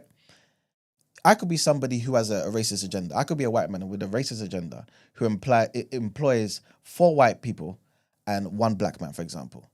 The 4 white people might know what I'm like, right? But at the same time, they might not. I might just tell them, guys, yesterday we had this happen, so make sure people who fit this description don't come in, or keep that to a minimum. Do you get what I'm saying? Because they've got that instruction, and the Black guy who I've also employed knows the instruction because he's heard it from them or learned it and seen it, right? I've got everybody working for me. All of them have their individual mindsets, though. All of them may go home. Half of the white people might go home to a Black wife, but still they are working for the agenda of that. But we can all have our own businesses. I don't have to work for no one, though, in this day and age. This is why I don't really get it, because it's like, but that if would be you the feel like solution. you must do. But that would be the solution. You see what I'm saying? Again, this is why I always talk about entrepreneurship. You know what I'm saying? Because that, to me, is one of the solutions. We have to create our own institutions. We have to have our own backbone. It's necessary. That's the only way to get from under this particular thing. But for us to have conversations about, for us to basically deny the existence of an enemy is crazy, because then how do we even know what to do? How do we maneuver? You're basically at war. It's mad because I Can kind I? of not like get where you're coming from, but if you're like I'm saying, if you're talking about that inferiority complex that black people have and not wanting to perpetuate it and install it into children and stuff like that, and like I can definitely hear that shout. And I'm not talking about I think feeling sorry for yourself or woe is me or me thinking I'm not capable or I can't achieve. Like the way I live my life, I'm not letting these things hinder me. Like you know what I'm trying to say? Like I'm not letting that's not a cloud over me. I'm gonna do what I'm doing. It's just about I like them old school cliches. I genuinely believe knowledge is power. It's about knowing the system that I'm playing in, the game that I'm playing in. How am I gonna navigate it? Like not being able to acknowledge the things that happened in the past and that so the reason why we're here is crazy to me. It's not like I'm gonna use it as a rod to beat against myself and tell me that I can't do nothing and I can't achieve and all white people are racist and that's not really the angle that I'm looking at it from. But the truth is the truth. Yeah. Like, do you know what I'm trying to say? Like, the facts is the facts, and these things are real. So to just say that they're not real is crazy to me. The conversation I prefer to have is how to rise above it and not to let it affect you. You know what I'm trying to say? Like what we're saying, things that we can build together for ourselves. So it's not affecting us as much as it is. But to say it's not real and it's not a thing doesn't make sense to me because it is. It's there. Can we be charitable to be for our second chat? Yeah, Izzy, thank you for being charitable to me for 2 seconds. Yeah. Again, I did not come with the hard stance. I asked you to clarify what you meant. And again, if you can understand where I'm coming from, because again, like I don't need to do too much exposition about myself. I went to uni for 2 years. Yeah, I went to jail in my second year. I failed. I didn't pass. I'm from Tulse Hill. I get it. I really do understand exactly what you're talking about. I'm not here to try and defend my white side. Yeah, I hear that. That's an easy way for somebody in the chat to try and get at me because I'm passionate. I like the subject. Me and my sister battle about this all the time, bro. Like you can look man up on LinkedIn, check who my sister is. She's got the credentials. We do debate this hard. She doesn't have the same position as me in it. What I'm saying is, if we can just, you know what, ignore this subject, because the reason why it's a subject in the first place is because we hear it all the time. Get rid of the term. Man don't need to give that life, because what we do need to give life is to ourselves and our strength. Because the reason, like you said, is the inferiority complex that it feeds into. Man is not a pussy. It doesn't matter if man goes out and then chats to feds or sees feds on road. It doesn't matter. You carry yourself as a man, as a king, as whatever you want to see, not just fearing of what may potentially happen. That's what I want people to escape from, innit? So if I sound passionate about that, cool. I don't really think it's real enough that you can say, well, this law I can point out and says this is against me. So cool. Then what I'll use this system to my benefit where I can, and many people can. The people that don't feel like they can are floundering, and we need to help people like them by not using those terms that can overpower them. That's why I don't want to feed into the victim mentality. That isn't to say that these negative things didn't happen. We're all beneficiaries of that. Like to say that I'm in my feelings about this or that, cool. It's obtuse. It's a personal attack. It doesn't mean anything. All I'm saying is we have to separate ourselves from those types of things because we are at risk. That's all I'm saying. Okay. Again, I didn't take a hard stance on. Yeah, go for it. I think after your spiel just now, I think I understand what you're talking about, but I think it's easy to conflate in like how you're describing your distaste for the term white supremacy. Correct me if I'm wrong. What I'm gathering that you're trying to say is oftentimes as a product of what we learn about white supremacy, people tend to make that as an excuse to not be capable of achieving things despite the existence of the system. I can see what you're talking about there, but I don't think that the solution is like not recognizing it as white supremacy. Like I see where you're going now more than I did initially in the conversation, but I just don't think that's a solution. I think we can acknowledge that, but I think maybe the conversation needs to be different in terms of how we empower our people to understand the types of opportunities that are available despite the system existing. And that kind of brings me to my point earlier that I think Margs touched on very briefly, but in a different context. I think the angle that we go about this particular conversation needs to be pivoted just a little bit, because Iman, you're talking about how, Black people need to understand that nobody's for us, and entrepreneurship is the way. But I think that kind of folds back like in an interesting way into like not acknowledging things of the past, because in the past we did make attempts to be entrepreneurs, but as we saw, racism is constantly evolving. So I think when we have conversations like this, we need to evolve the way that we're having the conversation, because it's not enough to say entrepreneurship is the answer when we know all the things that are against Black entrepreneurs. 100%. I'm not Like saying the intention, yes, but like, are we having a um a conversation with actual, I don't want to say actual action items, but like I can't just walk away with the idea I'm going to be an entrepreneur, because to me that's not discussing the nuance in that and how to make that successful and a contribution to the Black community with the present day evolvement of racism within the institution. Yeah. Like I think that just gets us back at square zero. So I understand what the first caller was saying. I'm so sorry, I don't remember your name, but I now understand after what the spiel he just said. But I just think that like trying to remove the title of white supremacy is not necessarily the solution, though I understand now where you're trying to get at. But we also need to evolve how we're having this discussion to yield better results.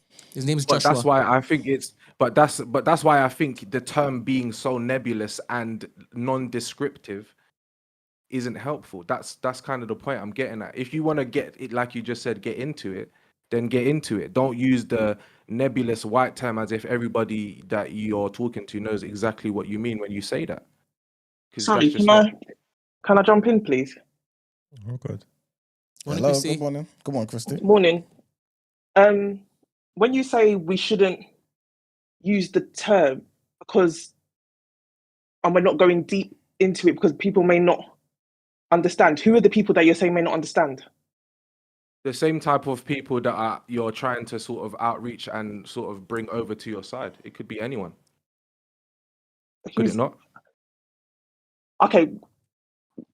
I guess for me, I'm speaking for me. Only speaking for me. I'm not the type of person to bring anybody on my side.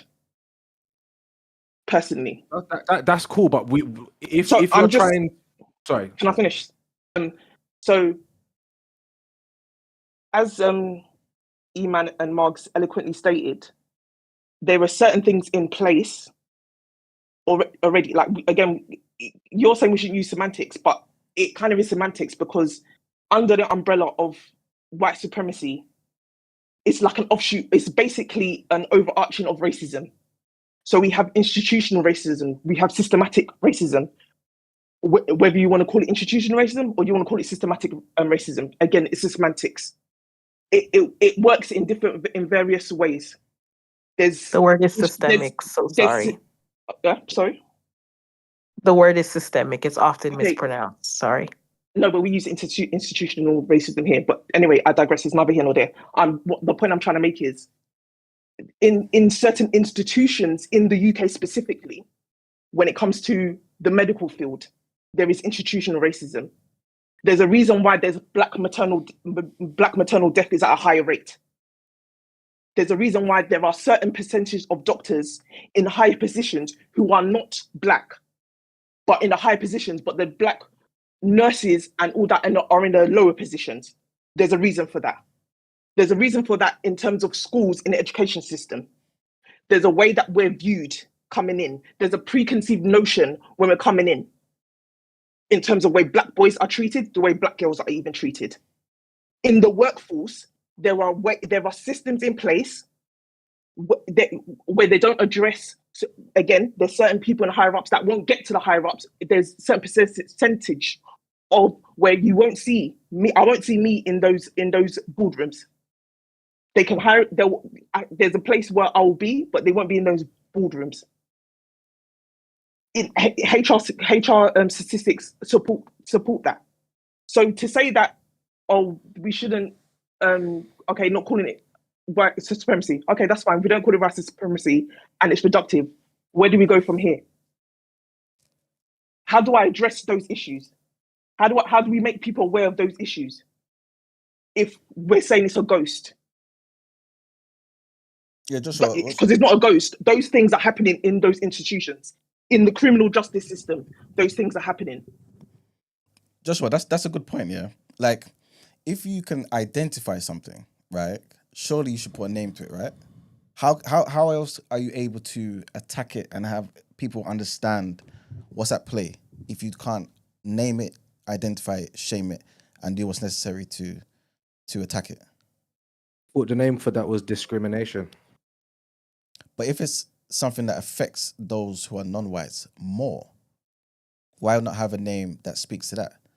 For example, Again, like, I'm not making a prescription about what people should and should not do. I'm saying that the term itself is non-descriptive. It is not. It is very reductive, is what I'm saying. Do what you want in it. If you think that is useful, the angle that I'm coming with is that I don't think it's as useful in this day and age. Okay. Like we're not in 1860. We're not in. Do you get me? We're not there. We're today in it. I'm not denying all of these things that the caller Christy said. What I'm saying is, it is not descriptive, innit? If you have newer people, because there's loads of different ranges of intelligence on this, innit? And again, maybe if some people in the chat only want a singular type of person here, then great, innit? I've only been watching the show for a couple months, innit? And I've heard that word maybe months is long, maybe a couple weeks. And I've heard that term a lot. Do you get me? And I hear it a lot in a lot of other places, innit? But again, it's not as if everybody who hears that term gains the same understanding from it. That's why it's very nebulous. Is that something that is easy to deny? But there's many different things that people don't fully agree on a particular term. Like black is one of them. You know what I mean? Just because not everybody has the same definition or ideas of what it means to be black and can identify a black person all the time doesn't mean that the idea of blackness doesn't exist. Do you get what I'm saying? Can I ask a question? Because maybe we're just misunderstanding what you mean by, like, when you say the term is not useful, can you like give context as to when it was and like what? And I'm honestly, I don't, I know that can sound like I'm trying to challenge you, and I know you mentioned like, you This is know, for different though. perspectives. I'm not fine, just I actually want to like gain an understanding because I think I genuinely might be confused as to what you mean by that. Like, and I mentioned that in the chat too. Like, what was meant to be like white supremacy was never meant to be beneficial. So like when you say it's reductive, to me, like that's the point. So maybe I'm just not understanding what it is that in what context are you referring to reductive when to me by definition that's what it's meant to be. Yeah, so because you're talking about the thing itself. I'm talking about the term. I'm talking about the semantics. I'm talking about when we have discussions and we want other people to know what we mean. How do they know what we mean by the words that we're using? So So it you're may saying it's seem. too general. I'm saying, yeah, it's super general. And if you're saying as a prescription, this is what you should do on the other side, we don't need to necessarily use that term. We have institutional racism, we have structural. And again, I think a lot of people in the chat are missing what I'm saying and they just want to diss me, which is cool, bro.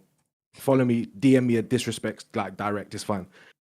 What I'm saying is, what you actually need to do is get people to understand what you mean. It may have worked in America because, again, we're not the same as America. We don't have the same history. It may have led down the same path, but that term may be more useful over there where they had the KKK running around, people that are using this band hammer. Let's say the Tiki Torch guys, for example, good example over there. These are real examples of things that are happening. When you use the term white supremacy, as if it's everywhere you look in the air that you breathe. Some people may feel like that's the case, but I'm like, you can't attack that then. There's nothing you can do about that. If it's Okay, in I the think air I'm you breathe, understanding now.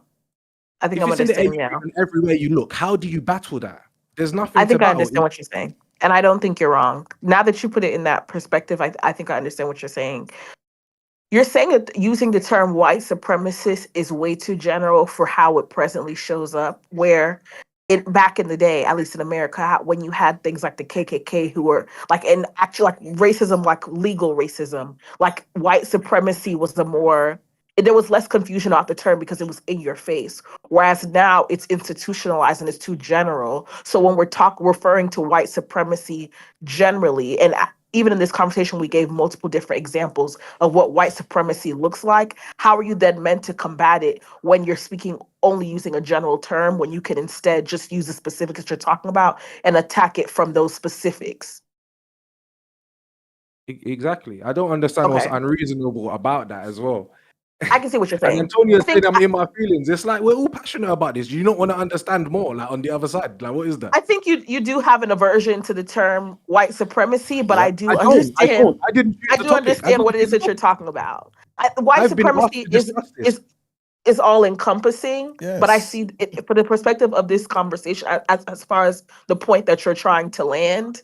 I understand now what you're talking about. Yeah, I Like you kind can't of. say you can't. Stacey, Does I made a everyone else I kind comment. of got it understand? though. Like I said, it feels old Stacey, I school. made a comment. I didn't ask to have this. They asked me to discuss this, so I'm discussing it. That's it. Oh, Just please, awkward. everybody, remember that I did not pose this question. Guys, don't attack Joshua, man. You know what I'm Attack saying? me if you want to. No, It's no, no, also no. cool. Yeah, I think you Because these should be able to conversations, disagree with someone without having yeah, to attack them as well. and to these be totally conversations honest are with you. important, man. Like we're all one community at the end of the day. One community having a discussion that hopefully will edify all of us. You know I what I'm think saying? it's a bit cheeky though.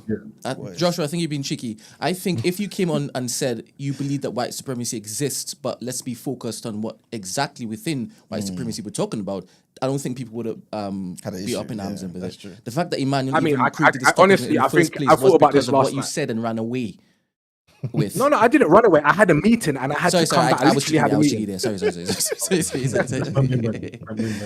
Somebody in the chat said, "What makes white supremacy as a term more general than discrimination?" I understand the question. Discrimination is the more general term because it Yeah. applies to more people or more races. But in the perspective of this conversation, when he's saying general, and correct me if I'm wrong, when he's saying general, it's not to say like in terms of who's the not the target audience, but like who's which demographic is getting the consequences of that term. He's talking about general in terms of not being specific in terms of infractions. So we talked about how white supremacy encompasses institutionalized racism and what the layers even within institutionalized racism is. What he's saying is instead of just using the term white supremacy because that is a very general, all-encompassing term, why not address it from, okay, in the workplace, Black people don't get opportunities. Like talk about this, name the line items versus the general ledger. Because Sorry, can I? when you understand when we're talking directly about the line items, then you're able to make solution by line items versus talking about this general term that's interpreted differently by everybody because everyone, the first thought in everyone's mind when you hear white supremacy is different. So where do we come up with solutions when it's such a general term? So quick question, yeah. So the aim of the your podcast is to equip people to go out into the world to be effective, is it not? Awkward. Why is that awkward? The What's awkward about it? way that he said it was awkward, but I know where he's about to go, so y'all got it. No. Tell us where you want to go with this, so that we can just get No, straight answer to my it. question, innit? I mean, the podcast, right? The morning show, the greatest one on the planet, by the way. Come on. Where the horns, Brent. Thank you. Is there to give the people information that you might miss, right, or want to hear a different perspective of in the news. Inform you about what's going on in the world, sports, lifestyle, entertainment, all sorts of stuff. And the conversations that we have, hopefully, are there to educate us. You know what I'm saying? Entertain us as well. You know what I'm saying? And everyone at the end of the day to improve themselves, to edify themselves. Having a platform to give voices to Black people from a Black perspective. Exactly. Especially living in a white country, some people don't feel safe to speak their mind on certain platforms, or there's not too often you get like a genuine, raw perspective of Black people. That's why it's cool. That's why I appreciate different opinions. You know what I'm trying to say? Because everybody thinks differently. But I think that's what it's about, giving a voice to Black people so we can, and like you're saying, hear the news, hear lifestyle, hear sports from the Black perspective, from the lived Black experience. I feel like that's what the point is. No, I don't know. I could be wrong. Yeah, Would we be wrong, Brent? No, that's not a gotcha question, innit? That's not a gotcha question, because what I'm trying to get us to do, is to be more definitive about what we're discussing. Because if every time this comes out, I'm not taking anything away, because we have lawyers, we have doctors, we have all of these people. If they know what to look for directly, rather than this nebulous all He encompassing. loves nebulous. That's his word, you know. It is. Obtuse, then. It is, I do. Sorry. I need to read more. Sorry. If I'm not equipped with anything but to do that, because I don't know where it's going to come from, because it may come from everywhere. And that's not to say that we're not dealing with a specific level of corruption or oppression. That isn't to deny that. And everybody in the chat wants to say that that's what I'm doing when I'm not doing that. I can't battle or deal with any subject if that's what I'm fighting. That is too.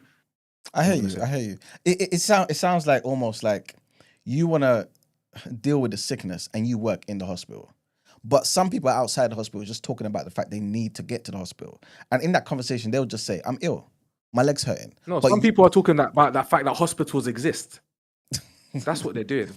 No, but Like, in my analogy, what I'm trying to say is that people outside the hospital are just talking generally. I'm ill, my arm hurts. But it seems like you're in the hospital saying, give me more information so that I can help you, so that we can deal with the actual issue. Don't just tell me you're sick. Otherwise, here's a paracetamol. But it might not be effective for the ailment that you have. You know what I'm saying? But you have to understand there's a place to have these conversations. Sometimes we might discuss something in the hospital and talk about just prison reform. You know what I'm saying? Just talking about housing. You know what I mean? University, whatever it might be. But sometimes we're talking about the other things. And so we have to use the general term, white supremacy. You know what I'm saying? Because it manifests itself in so many different ways. Yeah, no, 100%. 100%. Can I ask the caller something? Right. Yeah, go for it, man. Since white supremacy, you find it reductive, and we need solutions. Can I ask you what the solution is? Reductive. You find the term. Okay, the term. If the term is reductive, can you give me a solution, please? Yeah, I did. I said speak about what you're directly talking about. If it is like the examples that any of the examples that you used, if I were to come in it with the mindset, because again, sometimes when you come on a podcast and you're talking about like we're doing today, we're talking about the idea of this white supremacist structure. We're arguing between each other, innit? Where there's actual issues, like you said, in the hospitals, in the schools that we need to deal with, that we need to be equipped with other terms, the discrimination, etc., to deal with those. I can't come and take away anything from this other than the fact that, cool, we've discussed this superstructure again we can't see it, but it's everywhere. How do we deal with the actual issues that are in our community instead of turning up on shows and just debating the fact that our culture is bad? Yeah, but there's a time and place for And everything. I'm asking you, how would you deal with it? That's what I'm asking you directly. For example, for myself, specifically do you do? So if I wanted to, let's say, this. Can I answer? Go on. Cool. So if, for example, me personally, my only skills is video production, live streaming, event management. So I teach that to people. I help people for free. I share that knowledge because they're not in that industry. There's not many people that are black doing broadcasting, live streaming, any of that. But I don't need to be chagrined by the fact that they don't exist. I need to help people because I have the ability to do that today. So all of them, that's the reason why I live stream. That's the reason why I started it up. So I want to share that education rather than just being frustrated by the fact that, like when I look around, nobody looks like me. But somehow I'm in that room. So it's okay in that sense. All I got to do is take what I need from there and then take it and give it back to my own people. Not just say, do you know what? These people don't even want me here, so I'm just going to be mad all day. And then I'm actually not going to be effective. I want to be effective. That's why I share the knowledge. If my skill was nursing, I would do the same thing. The environment that I work in, I would change. That's what I would do. But I can't do that if when I come away from hearing this conversation, I just feel worse because I cannot escape the oppression. Because again, it may not be in the people that you work with. They may be trying to battle the same system as you. I just call it Babylon. Do you get me? I wouldn't like go and say, I wouldn't frame it in the same way or use that term. For me, it's Babylon. That is just as nebulous, isn't it? But there's a specific reason why I would use that term. But that's what I'm saying. So why would you use Babylon and not if it's also nebulous? Do you get me? It's all Babylon. So all right. So what's this, Joshua? Because it sounds like I hear what you're saying, but to me, like TDA is not here to have one episode and that's it. So you know what I mean? Like we have to use this one day to get into the crux of everything, right? So every now and again, we're gonna get into the details. You know what I'm saying? I can just go through some of the guests. You yourself, when you come on the show, we're talking about streaming, for example. Dr. Amani, Dr. Ron come, we're talking about the psychology aspect, therapy. When Juliana came on the show, we're talking about property. When TJ came on the show, we're talking about international Pan-Africanism. Like when Sace comes on the show, we're talking about mentivity and I'm social not attacking activism. your show, bro. No, 100. I'm not No. I know you're not. But I'm just trying to say that the individual things that you're talking about, we address on particular shows, right? And I think in normal life, that's what people do. But sometimes you just have a conversation where you're talking about everything as a whole. And I don't think there's anything wrong with having a term that describes everything as a collective, right? But also having other days of conversations about specific things. You know what I'm saying? Because what in this life do we not have a name for? You know what I'm saying? Like it's essential. But I No get what you're doubt, saying. bro. Again, no doubt, bro. Remember, I've been watching your show for a couple of weeks, and you asked me to address it. No, Do you 100%. get Yeah, me? I know. So it isn't fair to necessarily be like, well, it's not one show. Again, I know that you lot are doing great work, fam. Yeah. But again, if the work is gonna be done, Mhm. well, this is just my opinion. Yeah. Terms we need to use. We can't fall back and say semantics. We need to address that because I want people to know what we mean. That's how you're empowered. Because one thing that I learned from being in production for so long, I had to learn a new language to be in these rooms and be more effective. And it was technology language. It wasn't necessarily like code switching necessarily. I had to learn a new language, but it empowered me because now anything production I can do. But I had to learn that new language and it takes time. But the more descriptive I'm able to be, the better I am able to actually address an issue.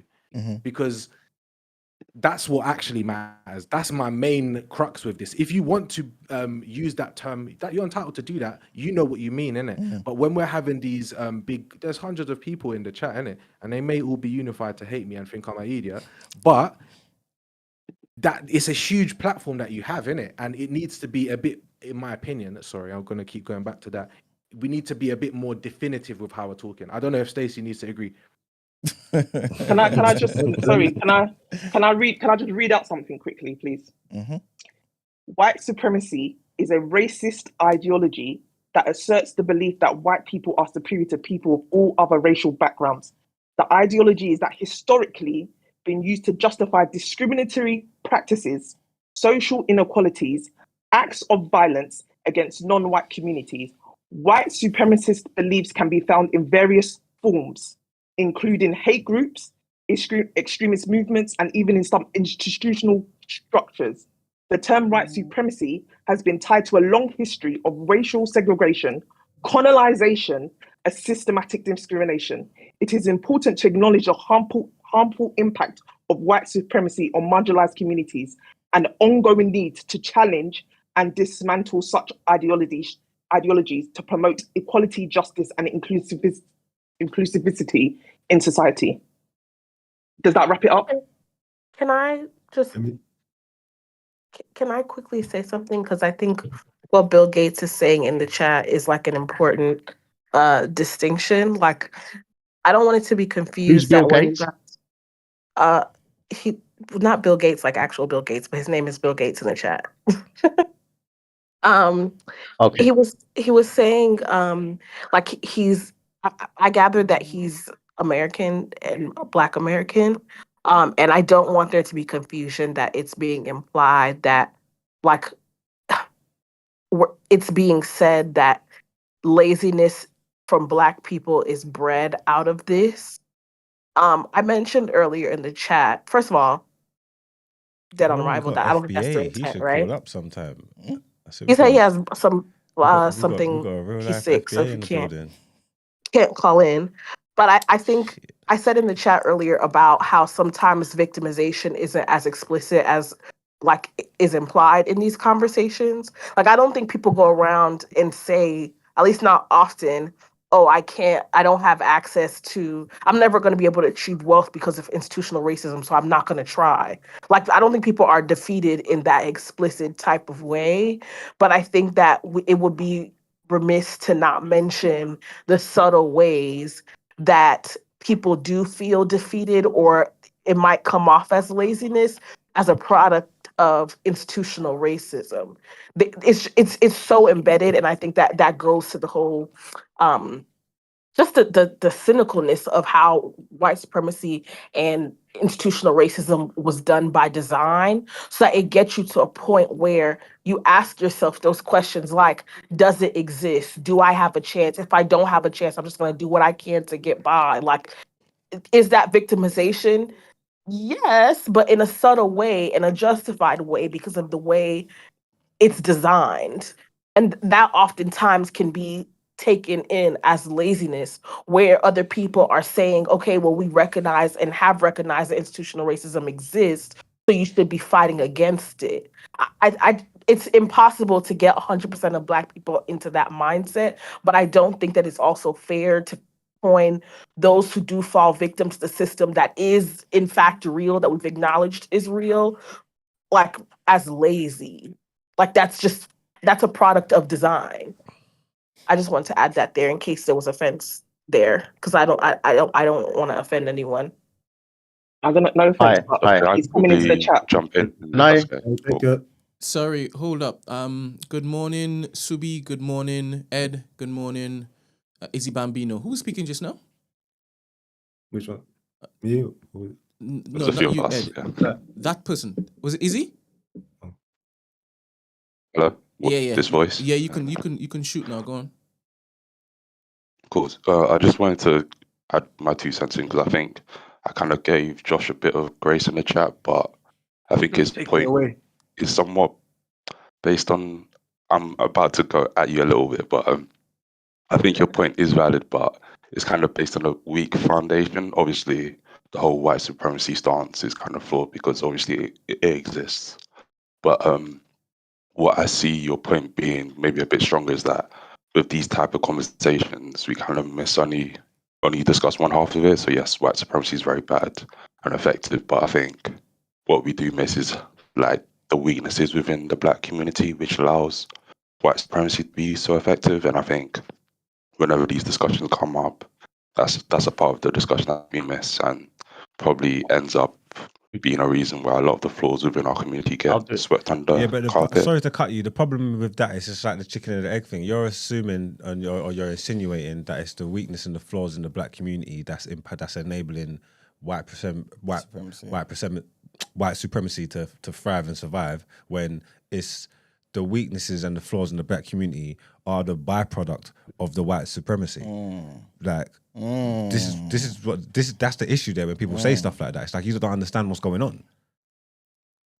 It's a very good point. It's a great point from Marx. I wasn't expecting that, I'm not gonna lie. But I'm guessing even if we do argue it's chicken and egg, we still understand that there are weaknesses within the Black community that we can focus on that aren't necessarily 100%. But every time directly people impacted by white supremacy. make that statement, it's like they take away the reason how we got here. That's why we tell you history is important. Yeah. You know what I'm trying to say? I'm glad you mentioned that, because that even ties back to what Joshua said about white people helping to abolish slavery.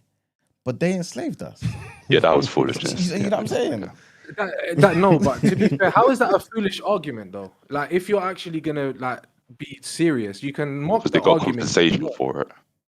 Forget the compensation side though. Yeah, if so, this is where we get into the intent. This is another layer of this that is a bit mad, because now you're impugning intent. So there's 2 sides of a fight, yeah. One is the slave owners and one is the people trying to fit the slaves. And you're saying they both have the same intent, but their actions are different. So that's the bit that confuses me, because you'd have to be a mind reader to be able to impugn this intent. Is that fair to say? No. Because what is the incentive of battling and dying, even if, because a lot of people say, let's say for example, 1886 wasn't about, or whenever it wasn't about freeing the slaves, yeah. Cool, whatever. What is the incentive then? Like, in the real world, if we're going to think about this, let's say it happened today, for example, what would be the incentive to do that? To virtue signal. So we're going to die and get punched up, and we're going to go to this war over the fact that we're trying to virtue signal over this thing. Because what I would say, if I was going to be fair, and people might say I'm trying to be charitable, if I didn't tell you I was mixed race, you would have just thought, well, this is another guy on my side that's got a mad argument, so you should throw that out the way.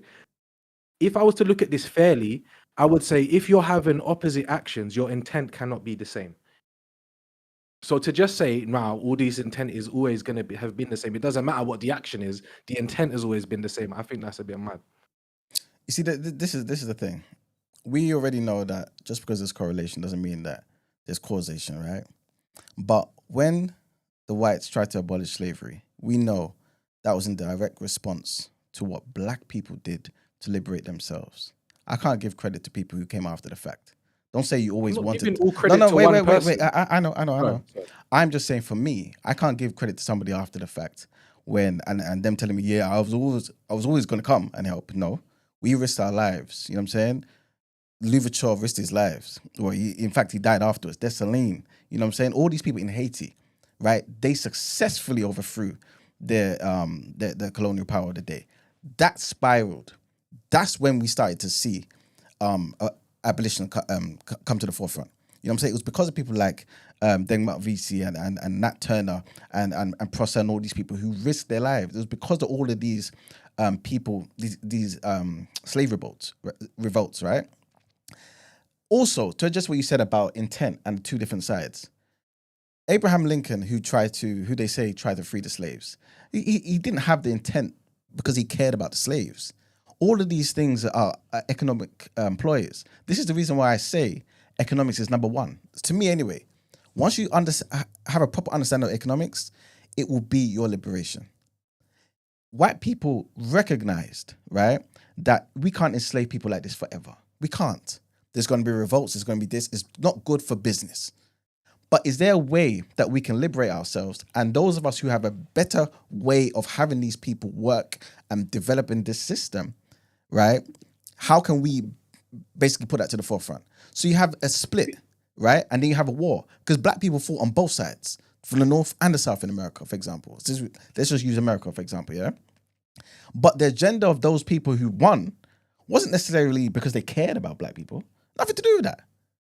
You know what I'm saying? And we saw Nothing that. to do with that. Nothing to do with that. Nothing to do with that. In my humble estimation. Am I saying there weren't some Christian people, the Jim Browns of the world, who said, you know, we care about the sanctity of black lives? I'm not saying that at all. But for the most part, it wasn't. Just ignoring it for now. No. I'm just saying it's not enough. It's not enough people. Not enough for me to start singling out the one or two. I'm talking about the majority and a system here at play that still saw black people as 3/5 of a man. Still.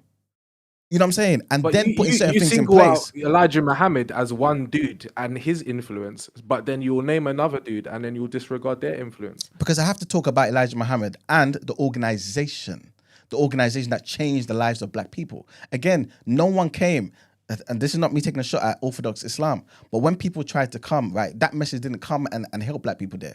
Christianity, yes, the black church did a lot in America, but it didn't have the impact that Elijah Muhammad's movement had. It didn't. So I have to give props to him. I have to give props to Marcus Garvey. I have to give props to Booker T. Washington.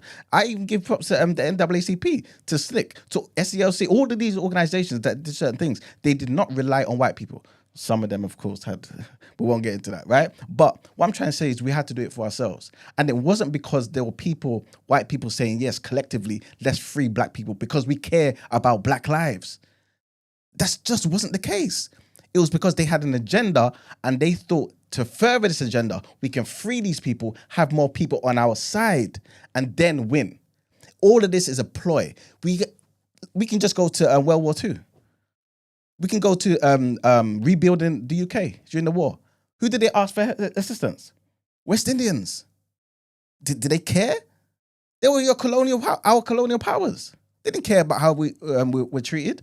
We came here, we were treated like second-class citizens. Black people who were fighting in the war, on the side of America, on the side of Britain, couldn't sit down with people on the same side.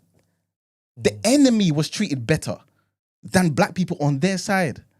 You can't tell me now that white people cared about our lives. I have to look at intent. It's clear as day for me. Clear as day.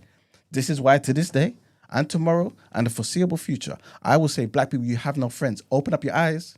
Open up your eyes. We ain't got no friends. Black people here and abroad, no friends. So that's basically where I'm coming from. But whilst opening your eyes, you need to also open your eyes to your enemies. Don't just say open your eyes, it's just you in the room. Your enemies are equally present. True indeed. True indeed. Thank you for that, Stacey. Can we hear from Subi?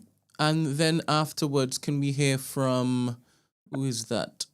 Old boy. And then it's I Am Go. So Subi first, please. Hello, everyone. Good morning. Good morning.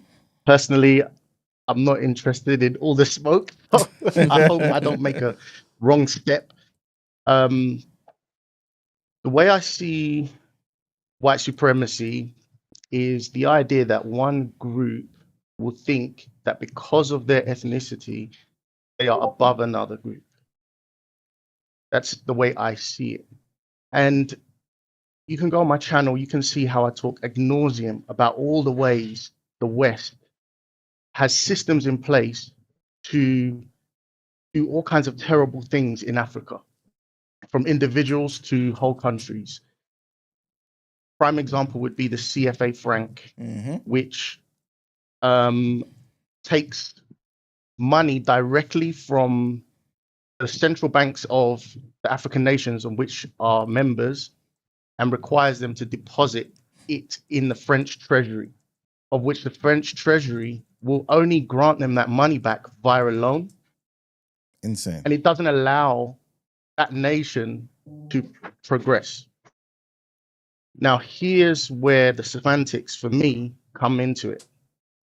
I don't think they give a damn what the color of the country they're doing that is to. I don't think they sit there and think we have to keep melanin down, we have to keep black people down. I think they just see somewhere where they've gone and taken resources, taken whatever they can take, exploit another group. And the primary motivation is that. The primary motivation to me is that that's the first pillar in the hierarchy. It's to extract resources from somewhere else for the betterment of that entity. Then it's a quick question. Racism sits under. Hold on. Then racism for me sits underneath that. Racism becomes a justification, a media tool to make sure everyone buys into it for all of those other things. But to me, when you want to talk about the real root of the issue, it's the idea that we can, one group can take from another group, and that is, to me, not necessarily as a result of racism. You can see right now the issue with Russia and Ukraine, there's many ethnic closeness between those two countries. And a big part of that issue, there's many issues, but a big part of that issue is the resource and geography of Ukraine versus Russia. It's a play for Russia to maintain its power. You can see it in Asia. You can see it in North America, South America. Everyone is trying to exact their resource, trying to extract resources from others, and then, tension spray, and then we can start saying this race or that race. In fact, it happens within Africa. So when the danger I find is that when we just say white supremacy, white supremacy, white supremacy, and we basically ascribe white supremacy to many things, it has an effect of including people that have no horse in that race, that have no intention, no desire to either economically overpower or racially overpower. So I think there can be a time when that term is used and it doesn't actually fit the bill. I think that the French right now sit around the table and say, how can we continue to extract resources from Africa? I don't think the conversation is, how can we ensure that melanated people do not grow? I don't think they have that discussion. And I think also this thing happens at a particular level that bypasses 90% of, for example, the French white population. They're not thinking about it. They're going about their lives. They don't think about it. They don't whatever.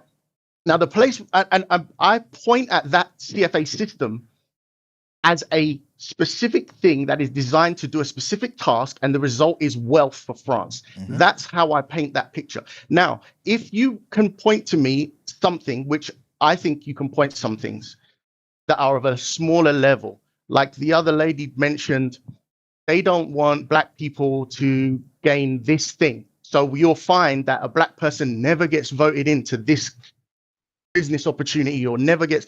That is a much lower case, but that is where I start to see things like institutional racism occur. But I think at the top level, they don't give a damn what the color of the people they are exploiting. If they could do that to another white group and they wouldn't have backlash from everybody else in their network, they would just do that for the betterment of their growth. My good brother, yeah. I guess I've waffled a bit, but that's you my haven't. point. You haven't waffled, man. I love everything you said. What I would ask you though is, why is it that it seems then, I want to use that word, seems, that it's always black people or colored people, melanated people of the earth that are suffering from this dynamic that you're saying? Is it? I think it seems that way for a couple of reasons. Mm-hmm. The first is the transatlantic slave trade is present in the mind of everybody right now because it's kind of the most recent it's not the most recent, but it's the most prominent form of racist slavery that we've seen. Mm-hmm. But if you look at history, if you want to talk about slavery, if you look at history, slavery is much longer than the last 400 years. But we only live 100 years if we have a good run. So for us to understand those contexts are those things. Now, if you want to go back to the time of the pharaohs, I'm sure those pharaohs were willing to subjugate, do any kind of madness to ensure they could continue building pyramids and do whatever. Mm-hmm. And they wouldn't care if they had to do it to a European or African or whoever. It seems that those things were built by slave labor. Yeah. And if you were born in that paradigm, you might not say, oh, well, why does it always seem to be melanated people that are da-da-da-da-da? Yeah. I think that context is important to understand. The other context to understand is that Africa is just so mineral rich. Mm-hmm. Like, I've just made a video about Democratic Republic of Congo. I did not know that they estimate that there's 24 trillion in unrealized minerals in the Democratic Republic of Congo. Mm-hmm. Now, that means that makes so much more sense to me. I mean, I knew there was stuff there, but it makes so much more sense to me that in my entire lifetime and beyond, every country has been trying to destabilize, mess about, put people in power, whatever of that area of land, because it literally has the ability to create a small country like England to have influence over the entire world. Where England doesn't have those resources, or France, or China, or whoever, you name it. They're all there. All those countries are there. If it was specifically about melanin as well, then you wouldn't see that discrimination in Asia, which you do. You wouldn't see that discrimination across, the Chinese discriminate within themselves. Yeah. They also discriminate within their region. Out, next to, you see what's going on with Taiwan and all of that stuff. North Korea, South Korea. These are all, like, the race is all, in my mind, secondary to the chess game that is power dominance and supremacy over this planet. Race is not the primary axiom. You know what the thing is? He said a lot of stuff that I actually agree with. Yeah, 100%. And obviously, the initial intention, that's what it is, but that's what's led to where we are. Do you know what I'm trying to say? So the Europeans' hunger and drive to colonize this planet, it's what led to where we are, innit? You know what I'm trying to say? And they all look the same. And when they've gone to different places and it was brown people, the indigenous people, these different people, they're the ones who's been affected by it. They're the places that they've gone. They're the ones that found all these resources, all these natural resources, all these spices, all this what. And it's about that first and that need to keep benefiting from it. 100%. More than just the race, but instead it's making that race system and that caste system is what's being able for you to maintain your dominance for your main goal, which is the money. So we'll get what you're saying. Like they don't really, that's not really their intention. They don't really care. They care about the money. They care about the resources, whatnot. Wait. But that being true is also led to the race thing being true. But also, Marks, I'm glad you just mentioned the caste. Yeah, it's system. connected. Remember the caste system. So why is there or was there, in fact, is there a caste system in Asia? People amongst themselves. There was. Yes. There why? was a caste system in India. Yes. And it was what allowed the British to be so effective there because they could assimilate their own caste system into their existing caste system. Yes. And there's many systems of oppression that every country and nation has indulged in. If you look in Africa and into tribalism and all of this stuff, it's littered with one group trying to take over something of another group. And that's black on black crime. But it's still the issue I have is that white people should have the monopoly on evil when we talk about race. That's the issue I have. And that's sometimes the rhetoric I feel when I hear the word white supremacy.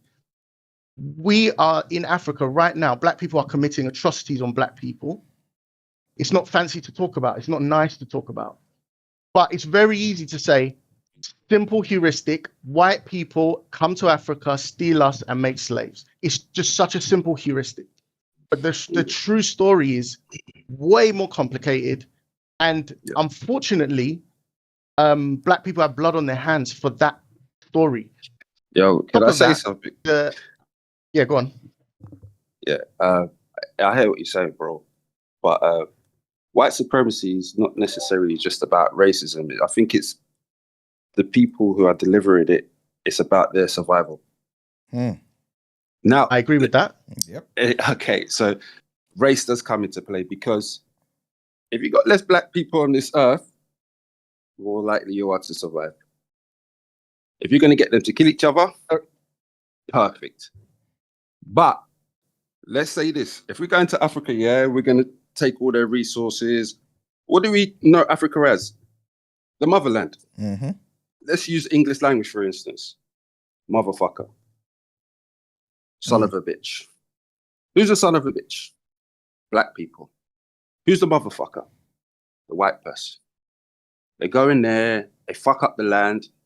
All of the things you've been saying and everyone else has been saying, you're right. But racism is at the basis of this. That's why there's so many black people in prison. If you got more black men in prison, they're less out on the street impregnating their women. We got a penis that has a seed in it. We have a penis that has a seed in it that can change the demographic of color within this country, in this world, sorry. If you got an equalizer, which is what is called a gun, you can easily kill them off with it. But you know what? Let's put that gun in their own hands. Let's disrupt their minds and make their minds as a slave within their minds to themselves, where they're in situations where they have to kill each other. It makes our job a lot more easier. So within terms to racism, it's embedded within the white supremacy Western culture, and that's what we live in, bro. So you have to act that way. No, but I'm not saying. Okay, so can you, in the same way that I pointed at the French CFA system as being a mechanism by which to withdraw wealth from Africa, that's part of it. Can you point? I said that it's the primary. That is the primary objective. I think as a result, as a symptom, racism follows on. But point to me that thing that is that system that you can point at, that's the primary motivator to reduce race, to reduce black melanin growing. Survival. No, I'm asking you to point at something specific. I pointed at something specific from my point of view. It's a system that the French have put in place to withdraw money from Africa, to withdraw resources from Africa. Saying that, black people are in prison because they want to kill black people or because they're scared of black people. Point to the system that actually creates that? What is the thing in place in law or in any system that you can name that actually generates the idea that they would specifically want melanated people to not populate? If you, for instance, I'm a black man, yeah. My partner, she's white Italian. My child is half black, half white. You know how many people now today are interlinking with other races, and it's on TV at this present time and moment. If you watch the adverts, you'll see a white man with a black woman. They're trying to put in your psyche for either survival, yeah, because they need black people to survive at the same time as well. So there is a game going on here, but it's understanding black men, our situation, that we need to put ourselves in a situation where we're not killing each other, where we're coming together and understanding the situation that we're in. I feel like you can be with whoever you want to be with, yeah, and have a good life and so on and so forth, yeah. But what we have to realize is that there is racism in this country. There is white supremacy that does exist, okay? And we have to understand that us as black men, we're targeted within this society. If it's either in England or if it's in America, it is prevalent and it's in your face. You see it every day. I'll give you a simple example of racism and within terms to color. I'm a football fan. Within football, they're talking about kicking out racism. Why are they even having these discussions today if white supremacy doesn't even exist? It's a simple thing like that. Football players will tell you. Nobody's disputing that racism doesn't exist. Yeah. What I'm saying is it's downstream. It's downstream of the whole thing of power and control, taking other people's resources. And when people say white supremacy, I think they ascribe that thing of taking resources and taking control of others as racism being the primary. Yeah. I think it's a downstream factor of a general idea of I want to survive and control. Yeah. So it now changes the frame.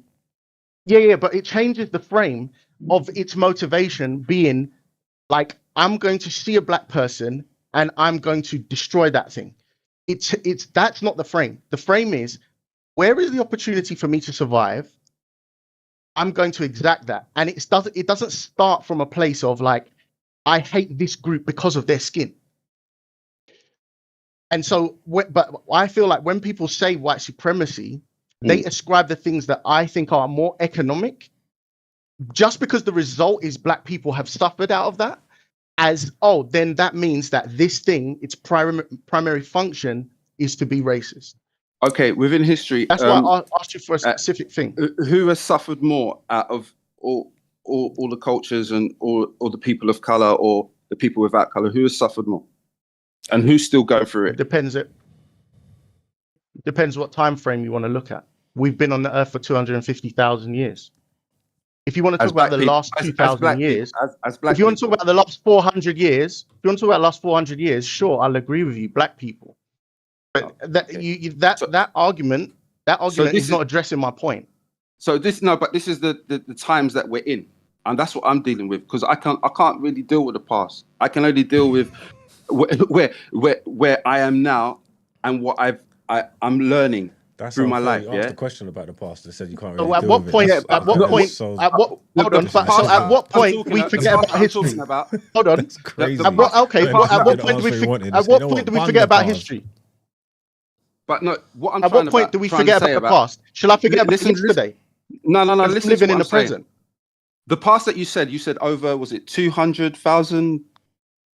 I can only deal with humans have existed for 250,000 years, and there's not a time in that period where one set of humans hasn't tried to use another set of humans for their own economic gain. Totally, I totally understand. But what I'm trying to say is here now.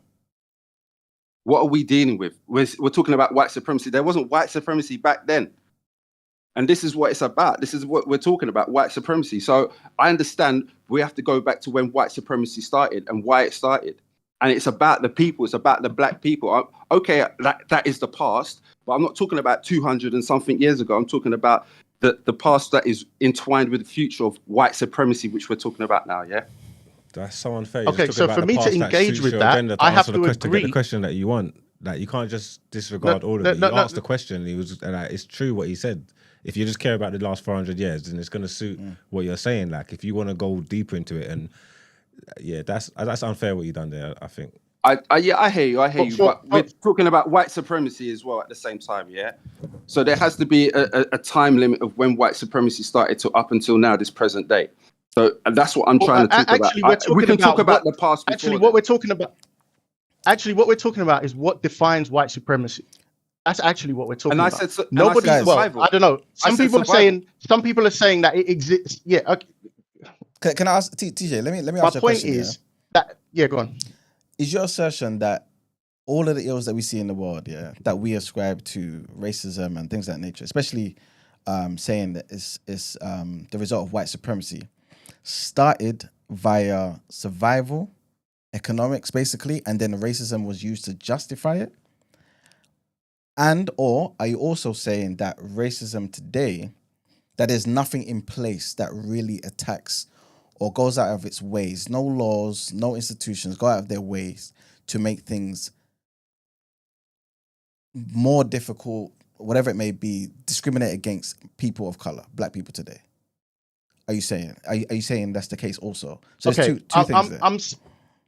I'm saying when it comes to a group being oppressed, there is what I would term as an original sin. Okay. That is upstream of that. So the original sin is something that I try and live my life. Every action I do should be in the betterment of myself, in the betterment of my family, in the betterment of my community, in the betterment of the world and the environment. Anytime I violate any of that, I'm sinning. Okay. And it's really hard not to violate that in your daily life. Just, it's really hard not to violate that in small ways every day in your life, but you strive to do it. Now, what I think countries got together or groups have got together and done is they violated that. They said, we don't care what happens to this group in the betterment of ourselves. Okay. Now, that is, to me, that is economically motivated. So that's we've got the original sin. Then we've got the economic motivation. Then underneath that, we now start to talk about racism. Okay. Like, we are France, we need to go over to the Congo and mess about. And I need to convince my whole population that we need to do this terrible stuff over there. So we're going to say that these people are less than us, or we're going to create a perception that these people are less than us. But if those guys found a way to be economically viable and they could promote that group, they would have found a way to do it that way. It's just it's secondary to the economic survival, the economic push that they were going for. Okay. Now, where I see institutional racism, or where I see problems within race, are at a lower level, where it's like the American prison system. I think was institutional racism. I think redlining and those areas where we keep that group away, I think that's institutional racism. And I think that's because the psyche, the marketing that was done by those that did the slavery and everything, perforated throughout the community, creating a social idea of this group is beneath me, or that group is beneath me. But I believe there are those in all communities that understand that they just will never accept that. They will know that there's good and bad in everyone, good and bad in every community, and they will just try and work with the good people and exclude the bad people. I mean, so my problem is when you just ascribe the whole system to white supremacy, I think it falls short of, first of all, acknowledging those that don't subscribe to that system, but you ascribe them to that system because of their skin color. And it doesn't actually identify the core issue, which comes at a higher hierarchy to what I think where the racism I believe starts. See, like if the KKK do a march, it doesn't matter.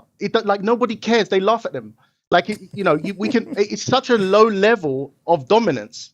But when governments are actually pushing stuff at high levels in the continent or wherever, you're ascribing racism to that. I think it's just.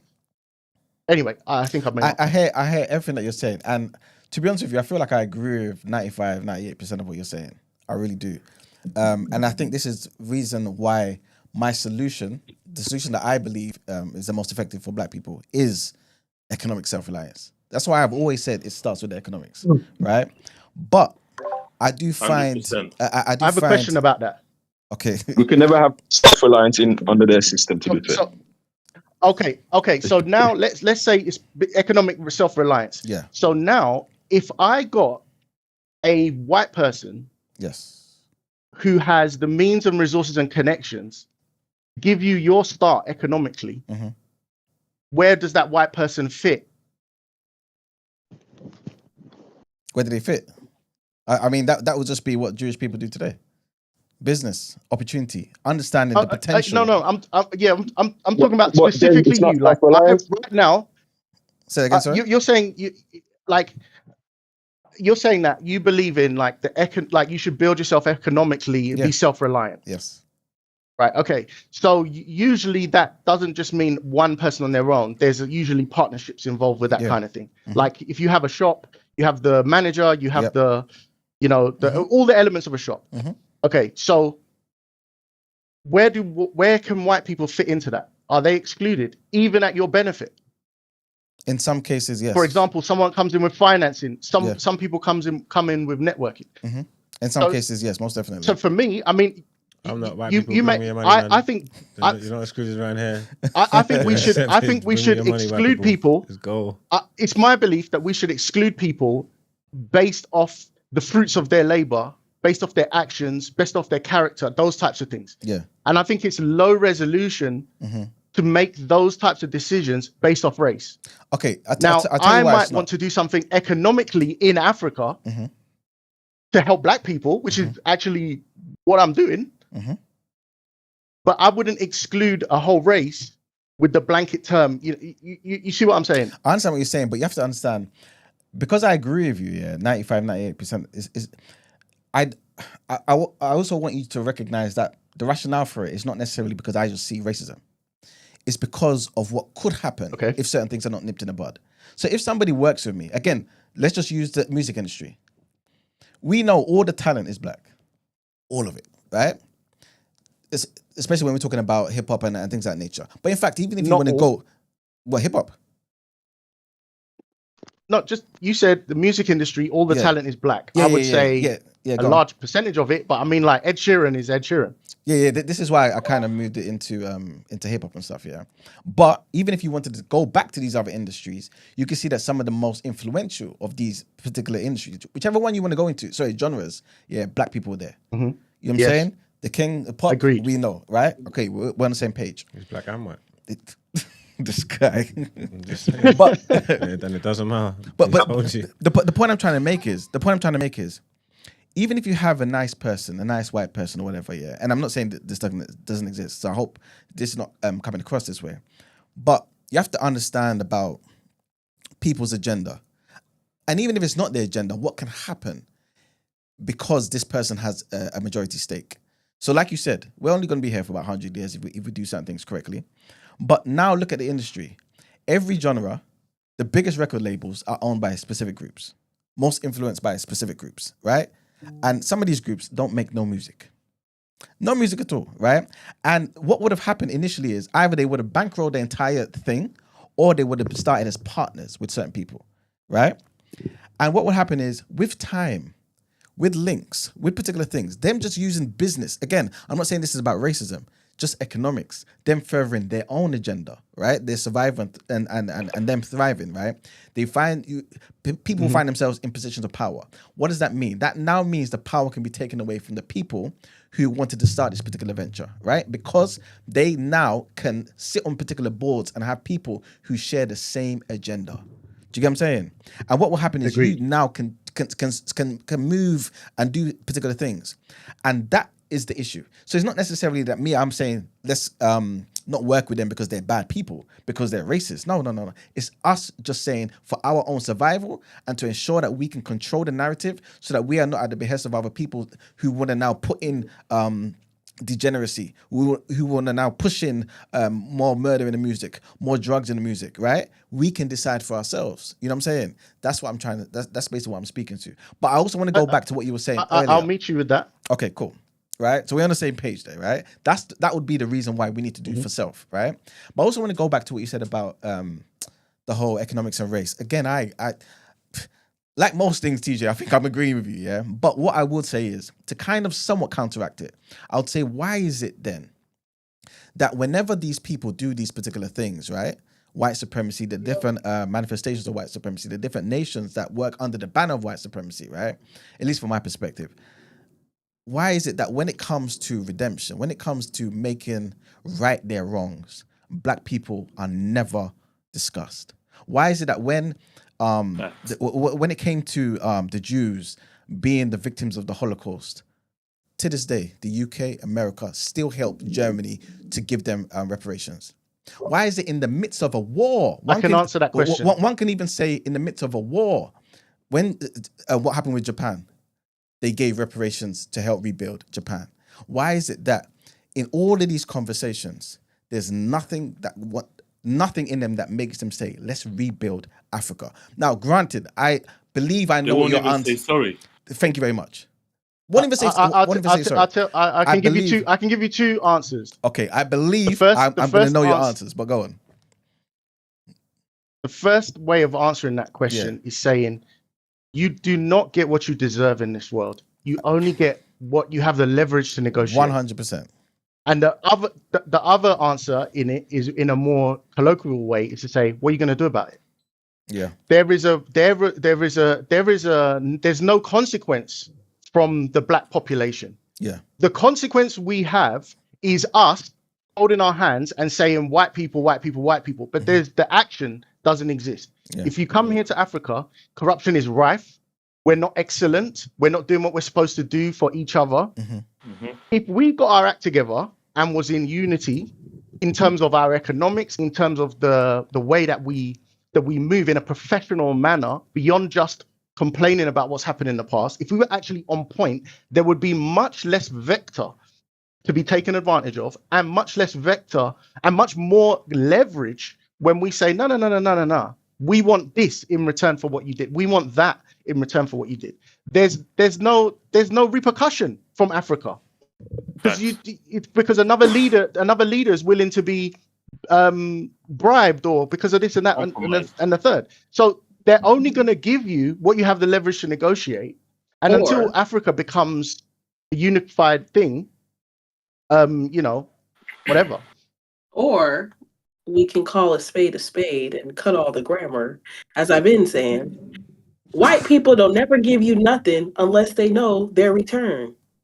Like, for y'all to think that they just are out here handing out reparations, not thinking that they're going to get that money back or those resources back in some way, shape, or form. Everything is a political decision. Yep. Yeah, They're not. Okay, so let me say something about that. The kindness of their heart. Name anyone else that gives something without wanting something in return. That to me is any not, other group that. Name any other group that wants to do something without getting something in return. That's not relevant to my. Sorry, I have to interrupt. I don't know if anything's happening behind the scenes, but we need to hear from Ed. We need to hear from I Am Go, and then I need to go. One thing I will say about obviously is we can't even because I've seen a few times pop up in the chat and I've seen a few people do, I've seen other people, we can't even agree who we are, if that makes sense. I know black people ain't a monolith and all that kind of stuff and whatever we've said it, but we can't even we're not even allowed to, from black British, from black Brits to Africans that are living in Africa to black Americans, and we're having these conversations and we're talking, at some point people always pop up and talking about who's we. You're not, to say we're not the same. You know what I'm trying to say? It's you can't speak for us. You can't even have an opinion on us. You can't even be with us because you're not us. You know what I'm trying to say? And obviously, that's a lot of the problem where the divide is, because we can't even get together. There's not a union. Mm-hmm. You get what I'm trying to say? I see all, but if I say we, I say us. I'm talking about all black people. Yeah. Yes, our lived experiences are different. I was born in Britain. I've lived in Europe. Had a totally different experience to someone that was born in Nigeria and raised in Nigeria, or a black man that was raised in South Africa, like, or someone that was raised in Georgia. Like, you know what I'm trying to say? Totally different experience. You get what I'm trying to say? I'm not going to begin to relate to you about your lived experience. I didn't experience it.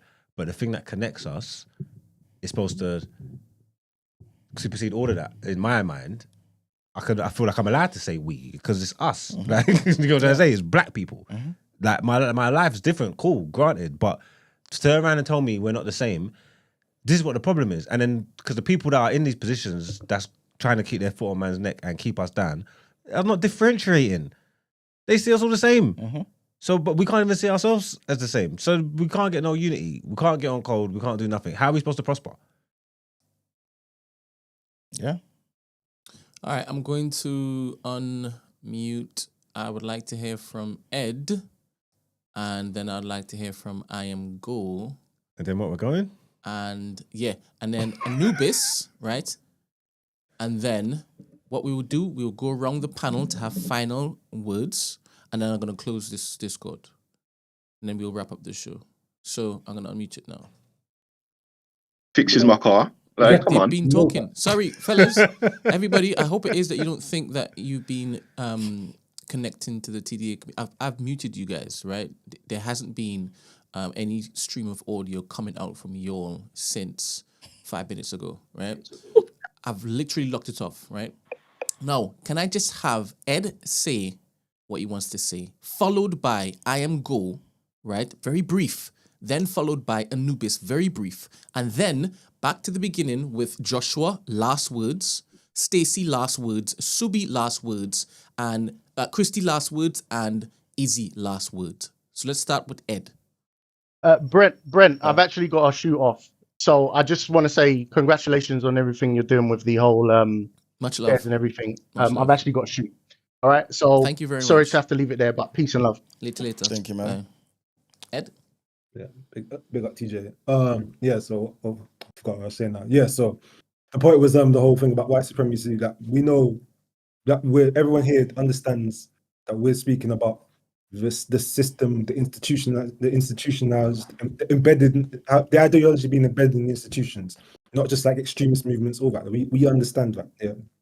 And I think, yes, of course, you know, like Josh was saying, like, oh, that's like a historical thing. Of course, yeah, it is a historical thing. But we're going to then also act like all these historical things don't impact us today. Like, we're not going to sit there and say the disparities in policing, employment, wealth distribution, etc. That ain't happening today. Like, it still happens today. You know what I mean? Like, we all see that. We're not, doesn't mean we're talking about every single individual. Like, we get it. Everyone gets it. Not every white person is racist. Not every white person is working for the man. Like, we're not, you know what I mean? No one's that silly. And if you're teaching your kid that way, then you are moving foolish. Like, so yeah, I don't really stand next to those people who are trying to teach their kids that all white people are against them. But yeah, but it's the thing of, as it then go, you know, in terms of the term itself, like, you know, like we understand the term in other like power structures. Like, we'll understand patriarchy. That doesn't mean all men are misogynists. It's not in it. So like, again, why are we gonna act like white supremacists are saying all white people are racist, or all white people are, you know, against the blacks or getting something off us or whatever it may be. You know what I mean?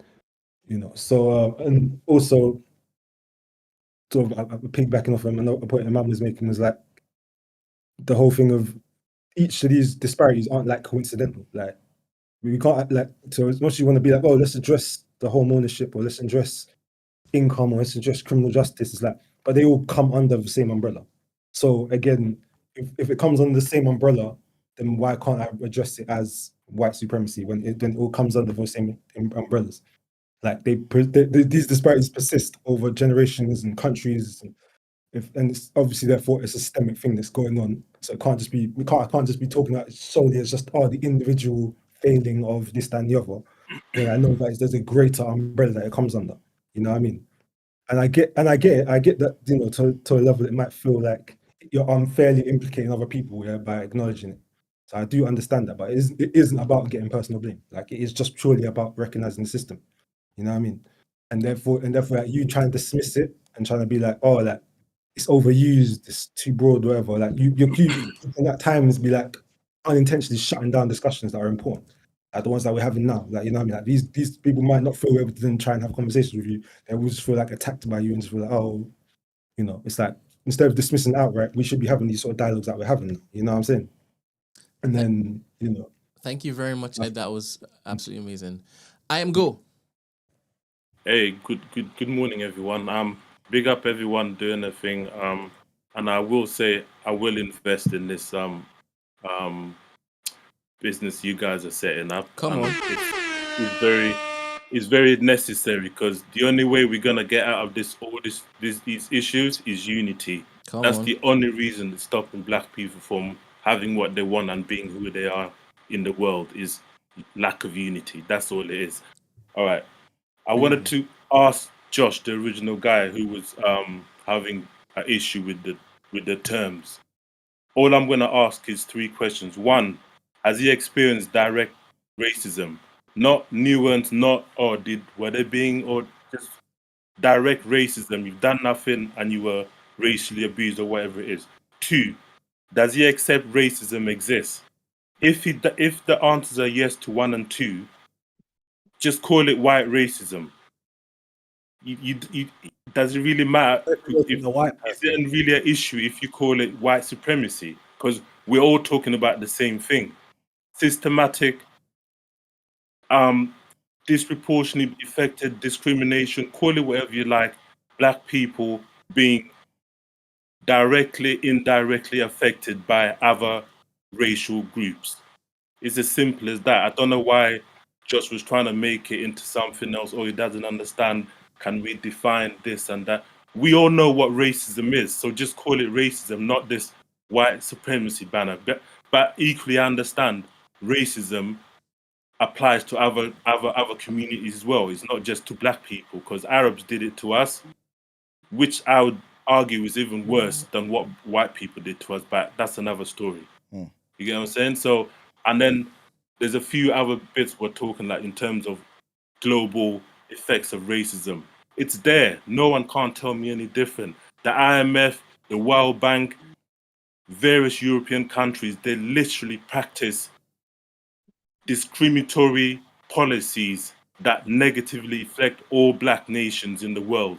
And you cannot tell me it's because, it's to benefit them. Yes, it benefits them, but it mostly affects us, black people, not white people, because they're collectively united. We're not. That's the only reason. So to bring it back home, unity is the only way we're gonna get out of this. Economic policy, technological, all the pillars of society we need to put in place for ourselves, by ourselves. And last point is, I echo the gentleman, Dr. Uma Johnson, who said they fund you to destroy you. Thank you very That's much. it. I am Go. Joshua, just 30 seconds response. I don't really have a response to that. Right. Honestly, like we kind of like went over it already. Cool. But I hear what you're saying. Racism obviously exists. The term is still, I'm going to use the word, mad nebulous. I think Subi covered it perfectly in terms of what the actual issue is. And to reiterate my point, if we actually want to deal with subjects, using sort of obtuse language isn't helpful. That's my response. Thank you very much. Thank you, I am Go. Next is Anubis. Yeah, morning, people. Morning. Kind of missed the early part of the conversation still, but as far as the white supremacy thing goes, people having like a problem with the term, I can understand why, because nowadays, what was white supremacy has evolved into something that oppresses everyone regardless of race. Because the end goal isn't just keep black people down. Obviously, that's a part of it, because economics and things like that isn't just the be all and end all of what they're doing, in my opinion.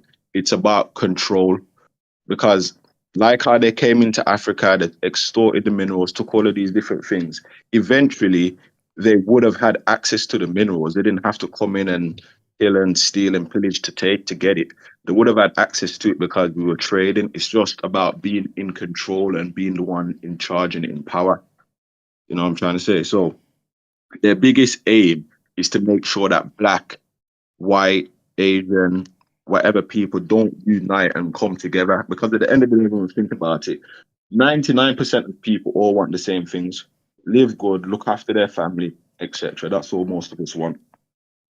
So if we all was to come together and look around and see that there's a small group of people who's stopping us from being able to do that and live peacefully, then they're going to be in problems then, because we outnumber them by the millions. So their biggest issue is keeping black people down first, because they know that it's almost like we're like the spot, then we set the trend, you know, like say we're the sport of the earth, we're all of that. So they had to get us first. It took them thousands of years to do it, but that's what they had to do first. They had to put their foot on our necks. That's been left in autopilot now. They've completely messed up our brains, all of these different things. So that's in autopilot. So they don't need to sit down in conference rooms and talk about ways that they need to hold black people down. They don't need to do that. We're doing that ourselves. We've got that. For me, anyway, the biggest tool that white supremacy has ever used on black people, the biggest one historically is religion, and the biggest one in modern times is hip-hop/rap music. Now, I love rap music. I listen to the worst kinds of rap music, so I know what it does. I was young listening to it, and I know the mindset that it can put you in. We see it now today, and these people are masters of psychology. So, remember in America when NWA and those rap groups first started coming out, and they had certain black people that was against it. Mm-hmm. What they did was they made us ask for the thing that was going to be detrimental to us. Mm-hmm. So they made this. Yeah, they make people come out and be like, oh no, get rid of the rap music, so that they know that us being black people, being emotional, are going to look at it like, oh, that's our thing that you're trying to take from us. It's ours. We should be able to have it.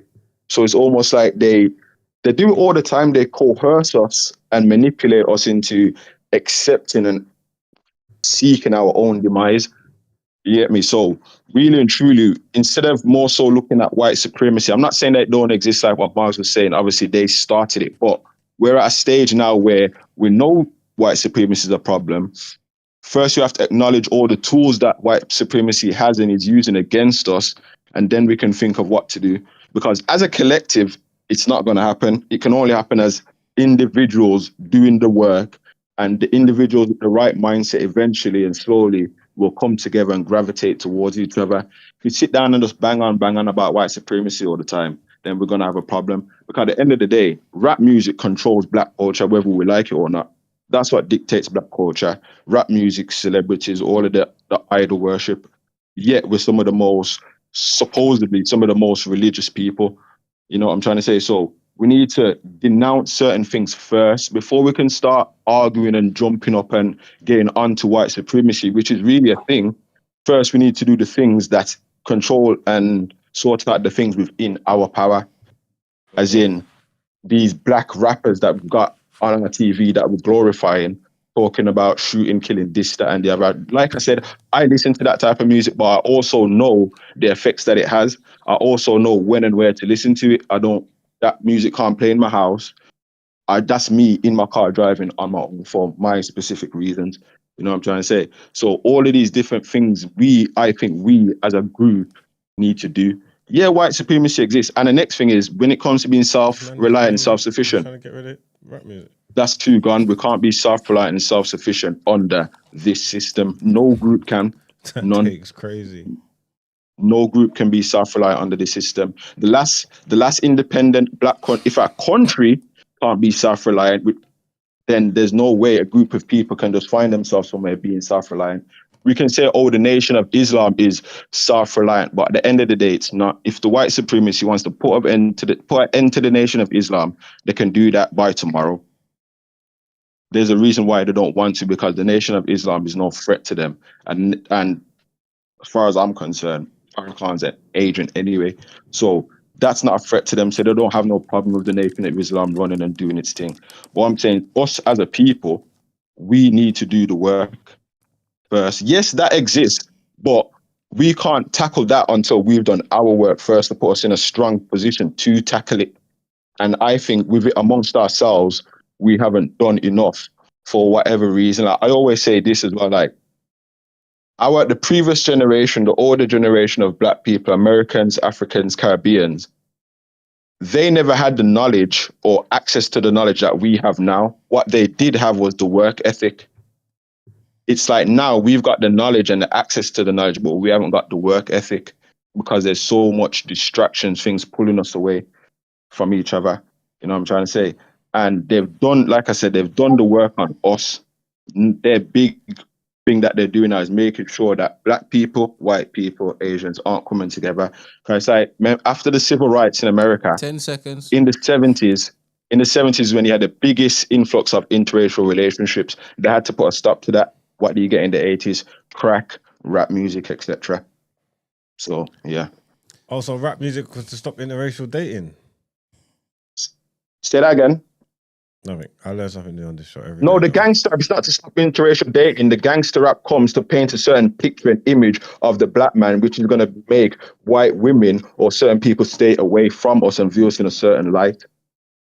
The gangster rap music I'm talking about, the one that a lot of Black people was talking against, but they manipulated us into saying, no, we should have it. It's an interesting take. I don't agree with you, but we can unpack that on a different day, maybe. Yeah, that's cool. Reason why I say it is because we need to realize these. No. No.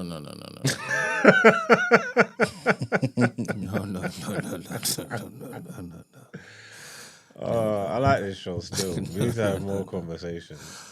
All right, I'm going to unmute it now, and you're probably going to still be talking. And if you are, I'm going to lock everything off. Of the streets and this and that. Sorry. I am ending this Discord so he actually knows. All right, sorry Stacy, sorry Christy, sorry Joshua, sorry Ed. Thank you very much for your contributions. This has been a fantastic day. I always like when we will start someplace and we, pivot into other things equally as important. But as the original contributor said, specificity and focus is also very good. But we have a long journey at TDA, and we have a long journey at TMB. There will be avenues for each of these particular conversations. Even SK, putting in his 1,000 a month from 100 people. Don't worry, there's going to be space for you people too. Who's got £1,000 a month? Don't worry, don't speak on things you can't do. That's in stay in your lane. That plan ain't for me. He's speaking to a particular. I heard that. Soon comes. I want generational wealth as well. I want to accumulate. I want the FBA brother to call up, man. I need real life perspective from a foundational Black American. Like, I need to call up on the chat and have conversation with them. That would be really enlightening. Yeah, they always seem to be just too far away to just grasp. They come in here, but they never find a way to the Discord. Yeah, they're they like typing in the. They love shadows. typing. Yeah. But we need them to stand up and represent. Yeah, man. You get me? I think we kind of nearly had one come and say that the UK was in the Eastern Hemisphere, innit? Yeah. Yeah. So you're all over there in the East. I said, what? Dubai, them. You're in the Middle East. You're in the East and the Middle East. I said, what? And then it's that we pull him up and he's like, I'm American. Don't talk to me about geography. Stacey wasn't here then. I just want to speak to them, man, because they always have some we. Don't say we. You're not the same. You're not American. And I don't think anybody could even make the argument that we have the same history, the same culture, the same lived experience. That's not what I really want to get into. I'm like, why is he so aggressive with that? Like, what are you saying? We're not. People saying you're not even black's an American thing. It's like, I understand. I'm trying to work out whether it's black or then are you not is it African? You can do that. I know I'm a displaced African. You know what I'm trying to say? That big up my people. You know what I'm saying? Like, I'm trying to work out what that we're not, because like I said, I feel we're the same. We don't have the same culture or history or upbringing, especially if you lived in America and you can trace back your generation, like 18 generations in America. It's a totally different experience. I'm not trying to say I'm the same with you on that thing, but I mean, like, ain't there something that unifies us? But I need to speak to them. Yeah. I need to understand why they're so adamant to cut that and like, what are you not? Because I know what I'm not. I know what I'm not compared to you. I know what I haven't experienced. Like, I get that bit, but what I'm trying to work out the rest of it. Do you know what it is? For me, I feel like sometimes when you really want to push for a particular goal, sometimes you have to have those clear boundaries to say, this is what we're aiming for. All the time. You know what I'm saying? Exactly, all the time. Yeah. This is what we're aiming for, and it's only for these people. And I think once we've now sectioned off these particular people, you start to see the differences in yourself and those. You know what I'm saying? And I think that's one of the reasons. Because I think one of the main objectives of, FBA, ADOS groups is reparations. You know what I mean? And they have to make a difference between those of us, when I say us, the FBAs who are the descendants of enslaved Africans in America, and those who have come like And us. the immigrants, Exactly, you know what I mean? And that immediately puts them at loggerheads. You know what I mean? And it's like, why? We should understand. That makes sense, though. Yeah, but it doesn't mean you have to now start looking down on people and insulting people, say, you're just an African, man. You're dirty, you're this, or whatever it may be. And Africans looking at them say, you're just lazy, whatever it may be. Like you're saying, we're all black, man. But for the purposes of what you want, we're not the same. Well, because we all experience things differently. Exactly. So I understand it in certain parts. I mean, even Joshua talking about systemic racism, or lack thereof. It's so different, a UK black hearing that and looking to engage in discourse than a black American. Yeah. So different. And where Stacey's always trying to highlight to us, we can be talking in sweeping terms, right? But most times we're talking about from our particular perspective as a black Brit, right? And obviously this is our platform. This is what we're doing. But we need to realize that this is being heard by those in Africa, those in America, those in West Indies, those in Europe, and they all have separate experiences. Yeah. Do you understand? So that's why Marx is saying, FBA, come to the fore. And let's open up the floor a bit, bring us that perspective, and educate the masses. Because one of your people coming on here basically saying that we're chilling with Dubai and them, that ain't good representation. Do you understand? Yeah, so man. let you be the one to come up in discourse, on Discord, sorry. Yeah, that's what it is. I really just want to be Educate the people. educated. Yeah. Stacey, do you know any FBAs? If you can hook it up, I don't know, maybe. You know what I mean? But yeah, this person, Bill Gates in the chat, is basically saying this is the difference, because for us, we just see black as a descriptive term for all of us, isn't it? Part of the African diaspora. But for them, they use black as an ethnicity. It goes back to the whole soul food thing. You know what I mean? Soul food is specific to us, but soul food to you is just food that hits the soul. You know what I'm saying? And they don't like that. But you know, because I've had that with Americans. There was someone I was talking to, and they was like, "Oh, something and black, yeah," and away from this and black. I can't remember what it was. It might have been like Dominican or something. Dominican and black, or Puerto Rican and black, or something like that. But I'm saying, what do you mean? And they were like, "Yeah, but I'm Puerto Rican and black." I'm saying, "Yeah, but like what black kind of thing?" And they're like, "Black, like." I'm saying, "Nah." I heard no, because I'm black. You know what I'm trying to say? Like we're all black, but I'm saying like national. I needed a nationality. You know what I'm trying to say? Like, and obviously they couldn't really grasp that. They said, "I don't understand what you're talking about," because it's like what you say. So maybe black is the actual ethnicity. Is their ethnicity. That's what they're saying. Like, you know what I'm trying to say. And so that's why they will say you're not thing us, because that's how they see it. But I'm saying I feel like we're all black, but I feel like. And obviously, it's understandable because of the generations that you have been there. It's not everybody can trace their roots back to somewhere else. So that's totally understandable. But at the time, I was like, I didn't understand. Yeah, you know what I'm saying? I didn't understand that people thought like that. Because I'm saying, what do you mean you're Puerto Rican and black? You can't say Puerto Rican and say black. Yeah, that's crazy. You're Puerto Rican and Yeah. Like, do you get what I'm trying to say? Yeah, Like, yeah. like Puerto And another Rican- nation. There's another nation. There needs to be another nation there. You can't say Puerto Rican and black. That's crazy to me. Yeah. But then again, it's not, if you understand. But that's what I'm saying. You don't need to call up, educate a fool like me, Like us. like us. know Can what we I say mean? us? I don't know. Dems. Them. Educate a fool like them. You get what I'm saying? It was so easier when you had them KKKs out in the street just looking for the dark skinned. You know what I mean? Yes, I- We knew what we we were. would be able to we now. We. That's what we could we. Exactly. Oh man. So it's so insidious and hidden these days. You understand? And they're doing what they need to do behind the scenes to divide. You know. 100%. But anyway, we gotta keep our eyes open. Anywho, this is gonna be not repeated. We ain't gonna be doing this again. But let's get into the wrap up. We just press this.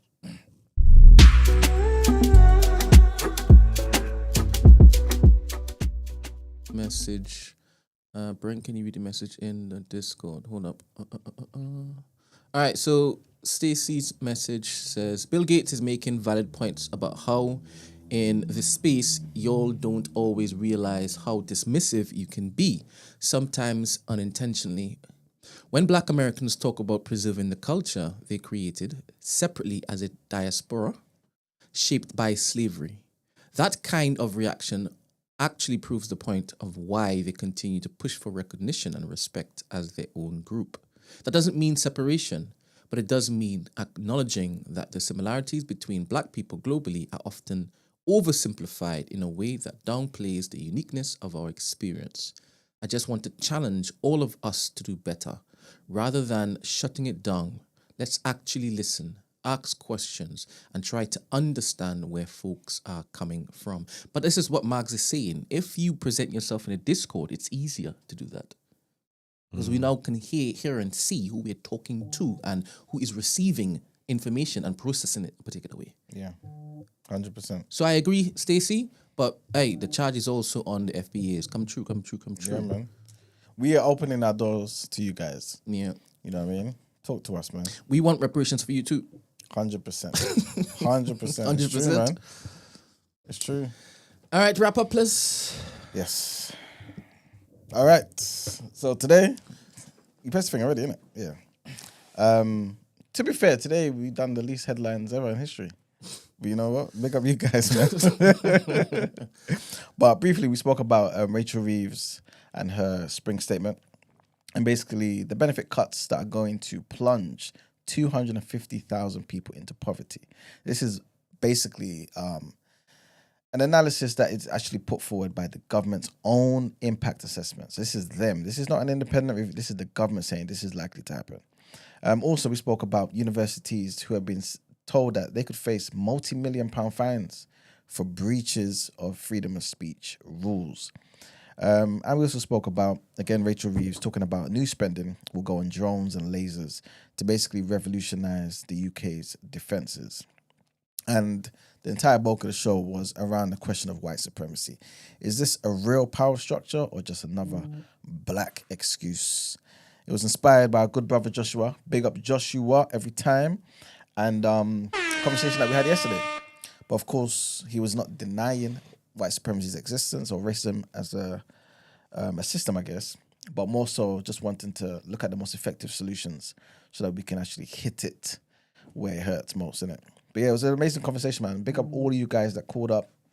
TJ, Joshua, Stacy, Christy, Anubis, Ed. What's the new brother that called up today for the first time?